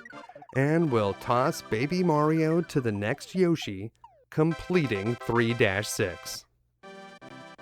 Let's take a look at our score. We have 30 stars, 20 coins, 5 flowers for another perfect 100 points. Let's see what bonus game we got. It's the card matching game. This, of course, we know is the best bonus game. You get to see the answer before you have to start flipping cards, so just take a picture of this with your phone. We've seen this bonus stage already, so I'm just going to speed up the footage. It's kind of boring to watch someone play classic concentration by themselves, but keep in mind that whatever the last power you reveal is, it will be replaced with the 10 up item, so you'll get 10 extra lives instead of what was there before. Once the game finishes awarding us our 10 lives, we'll be able to move on to the next stage, and this is going to be 3-7, which is called Monkey's Favorite Lake. Now, I'm not sure why the monkeys like this lake so much. It's actually infested with lungefish, which are extremely dangerous. But we won't see the lungefish until we get close to the end. Here at the beginning, we just have to deal with some shy guys on stilts, which are very tame in comparison. So just attack them from behind with your eggs, or hop on top of them to bring them down to size, and just keep working your way to the right. This area is fairly linear, and there's not a lot of hidden stuff to find until you get to the end of this section. We're going to use this green rotating platform to traverse the water in this section, and that's going to make it a little bit easier to collect the coins and items around here. If we go directly below that flower, we can fire an egg up at it, and then that will help us collect it without dealing with that chain of monkeys. You don't want to get grabbed by them. And over here we can get a few more coins. You don't need to use the green platform to get across the water. The Yoshis in this game can kind of swim, but they were much better swimmers in the original Super Mario World. So during the years when Mario was growing up, they must have learned how to swim. Over here we'll find a hidden question mark that contains a red switch, and that will allow us to enter this bonus area where Yoshi will transform into a submarine. There are 5 red coins for us to collect down here, so you definitely don't want to skip this bonus area. And while you can use your torpedoes on most of the fish down here, avoid that puffer fish at the end. It's known as a Loch Nester, and as you can see, whenever you hit it with a torpedo, that makes it enlarge and chase you. What's up with the monkey that's trapped between the rocks over there? Is he in like monkey jail or something? Well, in any case, we're going to head over to the right where we'll enter the next section. And in here, we can hit this question mark cloud to get some stars. Our timer is far from 30, so we do need them right now. And you don't want to miss that fly guy that has a red coin. So grab him with your tongue, and if you have 3 eggs, you can get rid of this claw daddy. Otherwise, you'll have to somehow avoid it. We're going to need all the eggs that we can get here, so hit a question mark cloud to summon a beanstalk, and then climb up to this spot where we can hit one of those blocks that will replenish our egg supply, and we can get a flower too. You can knock these monkeys off the vines with an egg, or you can just grab them with Yoshi's tongue and swallow them to replenish your supply. Either way, strike the cloud in the middle to get a few more stars, and then continue over to the right where we're going to flutter over this claw daddy and collect some coins along the way. These monkeys will try to toss pokies at you, so we'll just eat them off the vine. Very delicious. And in between the 2 vines we can fire an egg upwards, and that will make another beanstalk appear. Could you imagine if plants grew like that in real life so that you could see them growing in real time? That would be so weird. Up here, you'll find another bonus area. Grab one of the green melons, and we can use it to take out some monkeys, and also to collect many of the coins in this large arrow-shaped array. If you fall down here, you won't die, but if you can get up on top of the canopy of trees here at the end, you can grab some extra stars, replenish your eggs, and get a 1-up. Nice. Back down here, we'll hop over some dizzy dandies that try to roll towards us, not to be confused with crazy daisies, which are the walking flowers that always seem to be singing a song. Get rid of the spear guys in this area and then continue up through the trees, where we'll find this question mark that can contain stars, and then we'll bounce off of this big spring to an area where we'll find a tall post that an arrow clearly indicates we need to pound into the ground. Once we've pounded it far enough, we can eat that spear guy and start collecting the coins, and we probably want to do each tier one at a time. A good way to clear these enemies is to pound the post so that it's in the middle of their tier, and then you can pelt them with eggs whenever they turn around. So just wait right there, and this one we'll need to pound all the way to the bottom, where we'll find another enemy with a funny name, Barney Bubble. Whenever you squash one of these unique creatures, it releases bubbles, and in this game, whenever you hop on a bubble, your jump will get a serious boost. Yoshi can also eat the bubbles so that you can spit them out somewhere else, and that's how you can get up to this ledge where you'll find a hidden 1-up. Nice.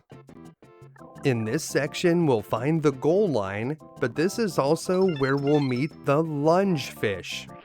If you remember Big Bertha from Super Mario Bros. 3, the massive fish that would jump out of the water and could swallow Mario whole, well, these lunge fish are pretty much the same deal.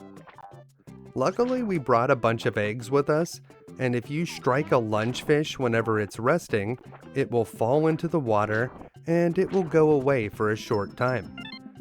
Then we can go underneath this ledge and head over here to the right, where we'll find a block that can replenish our egg supply, and this cloud has the key that we need for the bonus stage right next to it. And this will always be a popping balloons game. Remember that you need to press down when you are perfectly centered on a balloon to pop it, and oh, in your face, bandit! We got it on the second try. Very lucky. After finishing the bonus stage, head over here to the right, hop over the Dizzy Dandy, and watch out for lunge fish. You want to strike them with eggs from far away, and you'll see that there's a question mark cloud up above. This is the more difficult way of getting it. You can just aim an egg upward and fire it, but what you probably should do instead is pound each of these wooden posts completely into the ground. And you'll see why in a moment. We're going to skip an egg across the water to get some of the coins on the other side of this post, so we'll stomp it down, and just fire an egg against the water, and you should be able to get them all. Very convenient. Over here at the end, if you pounded all those posts and you hit this cloud, you'll create a bridge that will go all the way back to the left. It'll stop at any posts you didn't pound down. Now we can head back to where that 1-up was, and you'll be able to collect it without having to deal with the lunge fish. We can also get that question mark cloud that would contain stars if your timer wasn't already maxed out. And that's going to do it for stage 3-7. Over here is the goal line, and we'll do a pause buffer, and did we just get it right there? I think that was it. Yep. We'll hold up and mash B, and throw the baby across to the next Yoshi. Of course, we got the bonus, no problem. And let's add up our score. 30 stars, 20 coins, 5 flowers, 100 points. And for our bonus game, it looks like we're playing Yoshi's Island Squid Game again. So how many Yoshis are we willing to sacrifice to win fabulous prizes? We'll bet 99 again, it's the maximum. And we got the multiplier, and we multiplied by 0. Oh no. Yep, we just lost nearly 100 lives. Is this game trying to teach us about the dangers of gambling? Or are we just due for a win whenever we bet it all again next time? In any case, we're on to stage 3-8, Naval Piranha's Castle. This tunnel is blocked by a caged ghost, and we'll need to strike it with at least 4 eggs, but luckily it keeps spitting out Shy Guys, which we can eat until we have 6 in our collection. Then we'll just keep hitting the caged ghost until it gets out of the way, and when you get through this gate, just wait until that enemy passes by so that you don't get eaten. There's a couple ways we can go here, but if we drop down this way, those coins look like red coins, but they're not. But these ones down in the lower left, a couple of those are red coins. Now we're going to go all the way back to the top, and after eating these 2 ravens, we'll wait for these enemies to move out of the way. Technically, those guys are called Hootie the Bluefish, although I'd call that purple myself. Once you have everything run down this way, the water current will make it difficult to go backwards. And we'll run underneath 2 piranha plants and hop over the one in the middle, and in this room we'll be able to collect some more eggs, and then this talking box will tell us about skimming eggs across the surface of some water. We actually did this before in stage 3-7, and if you just aim an egg at the areas that are marked with the arrows, that's where you need to aim to get these coins. Of course, if you don't want to use any of your eggs, you could just drop down into the water and collect the coins manually. There's no reason why you can't do that. So either toss an egg down here to get this flower and red coin, or just go down there and get them yourself. There are plenty of eggs around here, so grab some more whenever you get back up. And over on the far right is a talking block that fancies himself a poet saying, "Roses are red, violets are blue, never forget what I say to you. Timing is all and aim true, measure the angle, and when due?" Yeah, Robert Frost he ain't. Maybe leave the poetry to the professionals. Anyways, before we leave this room, we'll take the opportunity to restock our egg supply, and then we'll find ourselves in another one of these watery tunnels, and we'll need to avoid some more Hootie the Blue fishes. If you eat those ravens, you won't get any eggs. I'm not sure why if you eat monkeys or Shy Guys you get eggs, but birds that lay eggs, do not turn into eggs. Doesn't really make sense. Over here we'll see some wild patooey plants. They always fire in bursts of 3, so they'll throw 2 long tosses and then 1 shorter one, and you can grab those spiky balls and eat them for eggs. Up here we'll take out another wild patooey, and if you need to get some more eggs, the dandelion fluff that falls from the sky here, eating that will not make an egg, but whenever it lands on the ground, it'll turn into a muncher, and if you eat the muncher, that does make an egg. See? Perfectly sensible logic. Down here on the water, if we head back to the left, you may have seen fishing Lakitu before, but here we have scuba Lakitu, or maybe snorkel Lakitu? Whatever you want to call those guys. Eat them quickly before they can hit you with some spiky balls. Stand in this corner, aim an egg to the left, take a step to the left and fire, and if you timed it correctly, you can hit the caged ghost down there just as it spawns, which will make it decrease in size all the way down to its smallest point with just a single egg. If you can do that, it will help you save some eggs for this area over here, where we'll want to hit that piranha plant, and then we can get some stars from the cloud above it. More importantly was the cache of red coins in the upper left corner, and over here, this is what the caged ghost looks like if you don't hit it with perfect timing. We'll take this moment to eat a few Shy Guys, and then you'll want to strike it at least 4 times before jumping over, but probably 5 times is better. We'll head back past where we saw the snorkel Lakitus, and then we'll come through this watery junction where we can do another trick to hit a caged ghost. Here it is in slow motion. Stand here, fire to the right, and run right at the same time. The egg will bounce a few times and hit the caged ghost dead on.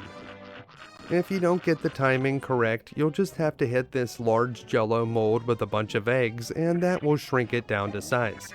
Regardless of how you get past the caged ghost, make sure that you restock to a full clutch of 6 eggs when you get to the other side. You're going to need them to get past a bunch of piranha plants in this area. It also helps to wait for the munchers to form before eating them so that you can swallow them to make more eggs. And over here we'll find a wild Poochy that you can just get kind of close to and hit 3 times with your eggs. Don't go too fast, wait until it sort of moves back into position. And over here we'll grab 2 more red coins and the last of our flowers. This tulip is our last opportunity to refill our stars before fighting the boss, so grab one of those munchers and have Yoshi shoot the J as the tulip opens up. Before entering the boss room, it's a good idea to have at least a few eggs before you go in here, and if you have at least one, we can do a trick to skip the boss. Don't go all the way into the boss's room. Stop with Baby Mario under this waterfall, jump and fire an egg at the small piranha plant on the far right side of the screen. If you hit it from here, Kamek won't have a chance to enlarge it, and he'll just fly in and say, "Oh my," before we get the key and move on to the next stage. I do think that the developers put that trick into the game on purpose. That's why Kamek has a special message box there, because normally he would say this joke about Yoshi not having a navel because he was hatched from an egg. And that's because this boss is Naval Piranha, and its weakness is, yeah, it's plant naval? That's very strange. I always thought this guy was called Naval Piranha because he patrols the water like the Piranha Plant Navy, but maybe that's the joke. Does that joke also work in Japanese? I don't know, but in any case, you want to aim an egg against the wall so that it skims across the water and hits the boss's weak point. If you're using hasty controls, don't just tap the button whenever you're firing an egg. Actually aim it against the wall, or the egg may not have enough energy to get all the way to the boss's weak spot. After scoring a hit, or after waiting around for a while, the boss will charge at you, and you just need to jump over it, which is not very difficult. If you run out of eggs during this fight, you'll have to wait for the boss to spit some munchers up into the air, and whenever they land on the ground, they will form into full munchers, and those are the ones that you can eat to get some eggs. You only need to hit Naval Piranha 3 times to win the battle, so if you brought at least 3 eggs with you, it should be no problem. Either way that you defeat the boss, we'll be able to get the key, and once the keyhole opens up, we'll be able to total up our score. And assuming that you didn't take any damage from the boss, we should have 30 stars, 20 coins, and 5 flowers for another perfect 100 points. And if we got a perfect 100 on all 8 stages here in Monkey World, we'll be able to unlock extra 3 and another bonus game. Before we check those out, we'll also be treated to another 3D cutscene powered by the Super FX2 chip. Yoshi runs into the submerged castle and does something that makes it enlarge to an unusual size and then explode. Okay. Before we move on, in stage 3-8, if you strike one of these Hootie the Bluefish with an egg just as it eats you, you'll see this strange glitch, which will lock up the game, and you won't even be able to pause to exit. You'll have to reset. So I don't recommend doing that, but it is kind of interesting to see. The bonus stage that we've unlocked this time is drawing lots, which is an excellent opportunity to get some items for our inventory. Just pick a box and you'll win whatever's underneath. Sometimes it's a Kamek head and you don't get anything, but you can just keep playing this game over and over and over again until you have all of the items that your Yoshi heart desires. Getting some of these 20-star items is especially lucky because we can use those to help us get a perfect score on any stage. Extra 3 is called More Monkey Madness, and although this stage is short, it can be maddening. It's not as difficult as the previous 2 extra stages though, so that's a relief.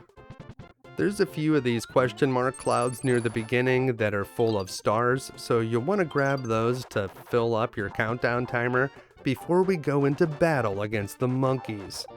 Try to grab one of those green melons so that you can spit some seeds at your foes and knock them off the vines. And don't miss this red coin in a post near the beginning. Now we'll start doing some dangerous stunts on rotating platforms. But over here near the flower, if you do a big jump up above it, you'll vault up to this bonus area that contains a ton of stars.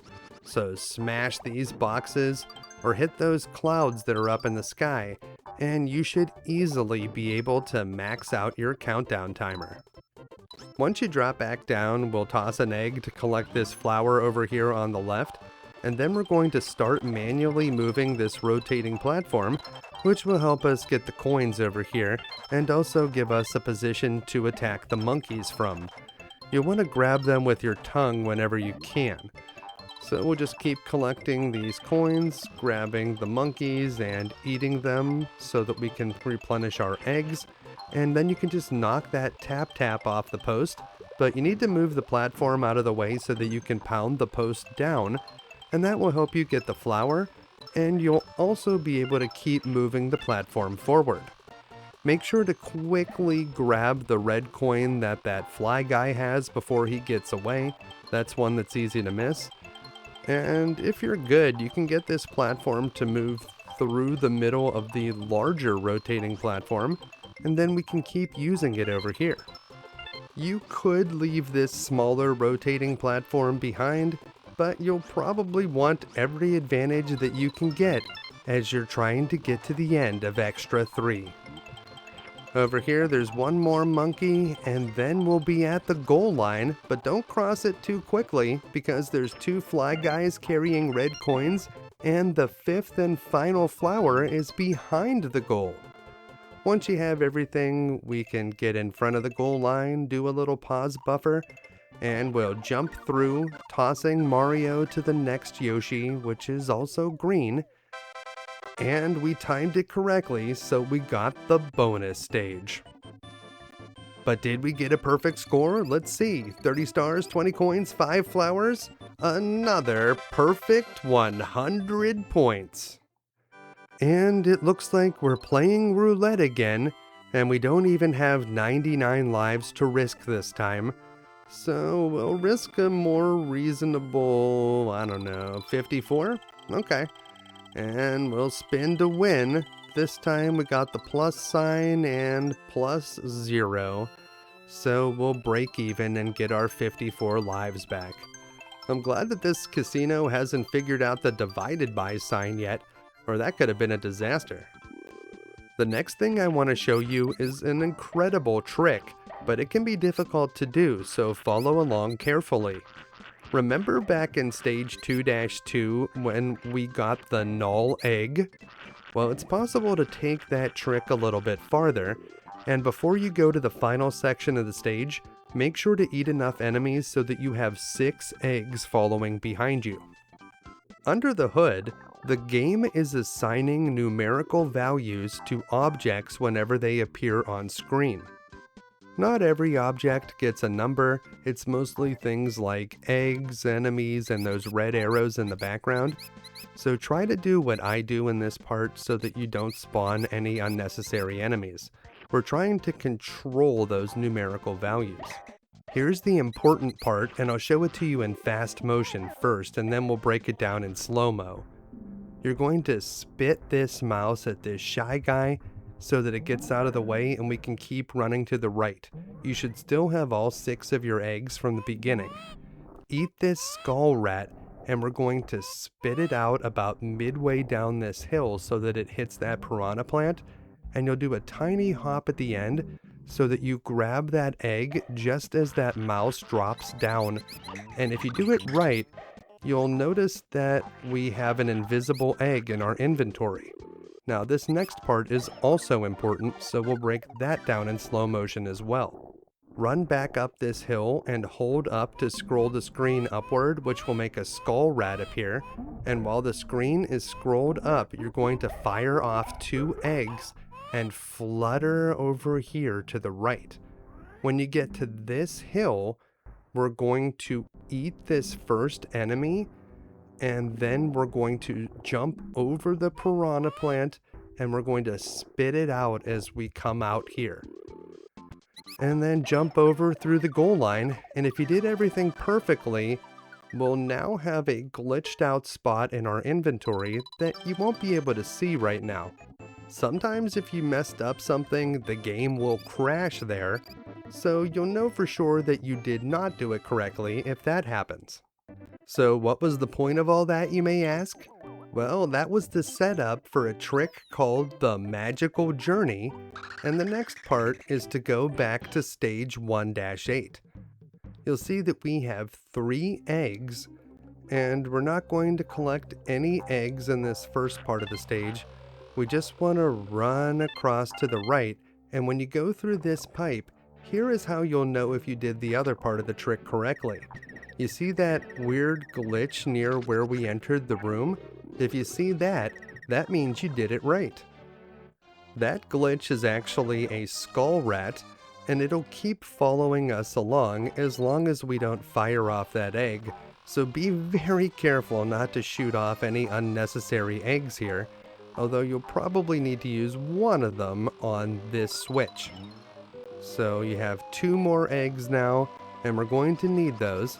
But we're going to continue through Salvo the Slime's castle by pushing this vase off the side to get the key, and then we'll head through the locked door. The skull rat replaced the null egg that we picked up because it had the appropriate sprite ID number, and so that's why if we did everything right, we have this weird glitched out thing which will hit you when you go through this door, and you'll need to quickly recollect Baby Mario. But that's just the price you have to pay here.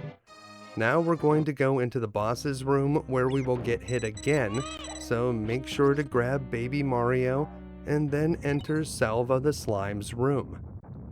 We've almost completed the trick now.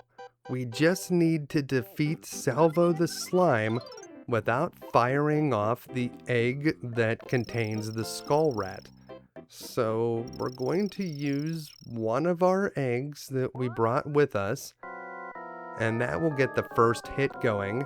But after that, we're going to just pick up the slime enemies that spawn here, and we're going to spit them back at the boss. Don't get hit here, we don't have a lot of health. So pick those up, spit them back at the boss. Aim them carefully. You do not want to throw them at the boss whenever he's vibrating because those hits won't count. And we don't want to run out here, so keep tossing these guys back at the boss, and it should only take maybe one more. Vibrating boss, come on. Alright, here we go. Oh no, 2 more hits, and that was it. Okay, we got it. Now, if you brought that glitchy skull rat here, whenever we get the key is going to replace that skull rat, so we're going to be able to take the key into another stage. Actually, we'll be able to take it to lots of other stages. And you may be thinking, well, how is that going to work? Oh, well, wait until you see how it works. Let's go to stage 2-3, which is unfinished at this point. It's time for the magical journey. As the stage loads up, you may have to move to the right a little bit, but you'll see the key appear, and then suddenly Yoshi will just start running to the right, and once he gets far enough, he'll hop into the keyhole, and that will complete this stage. And here's the best part. We still have the key, and whenever we go into the next stage, we'll be able to complete that one too. So here's Bigger Boo's fortress, and there's the key, which is going to complete the stage for us. Now, this whole thing is a little bit quirky, and sometimes you may need to push an object out of the way, and if you don't know what you're doing, it is possible that the game could freeze up at some point, and then you'll be stuck and you'll have to reset. But even if that happens, Yoshi's Island autosaves, so all of the stages that we finished using this technique will still be completed when you reload your saved game. From here, we still have 3 more worlds to complete, but that's all the time we have for part 1 of this guide. Make sure to join us for part 2, when we'll take on the final 3 worlds and finally come face to face with King Bowser. Next time on You Can Beat Video Games. Until then, thanks for watching.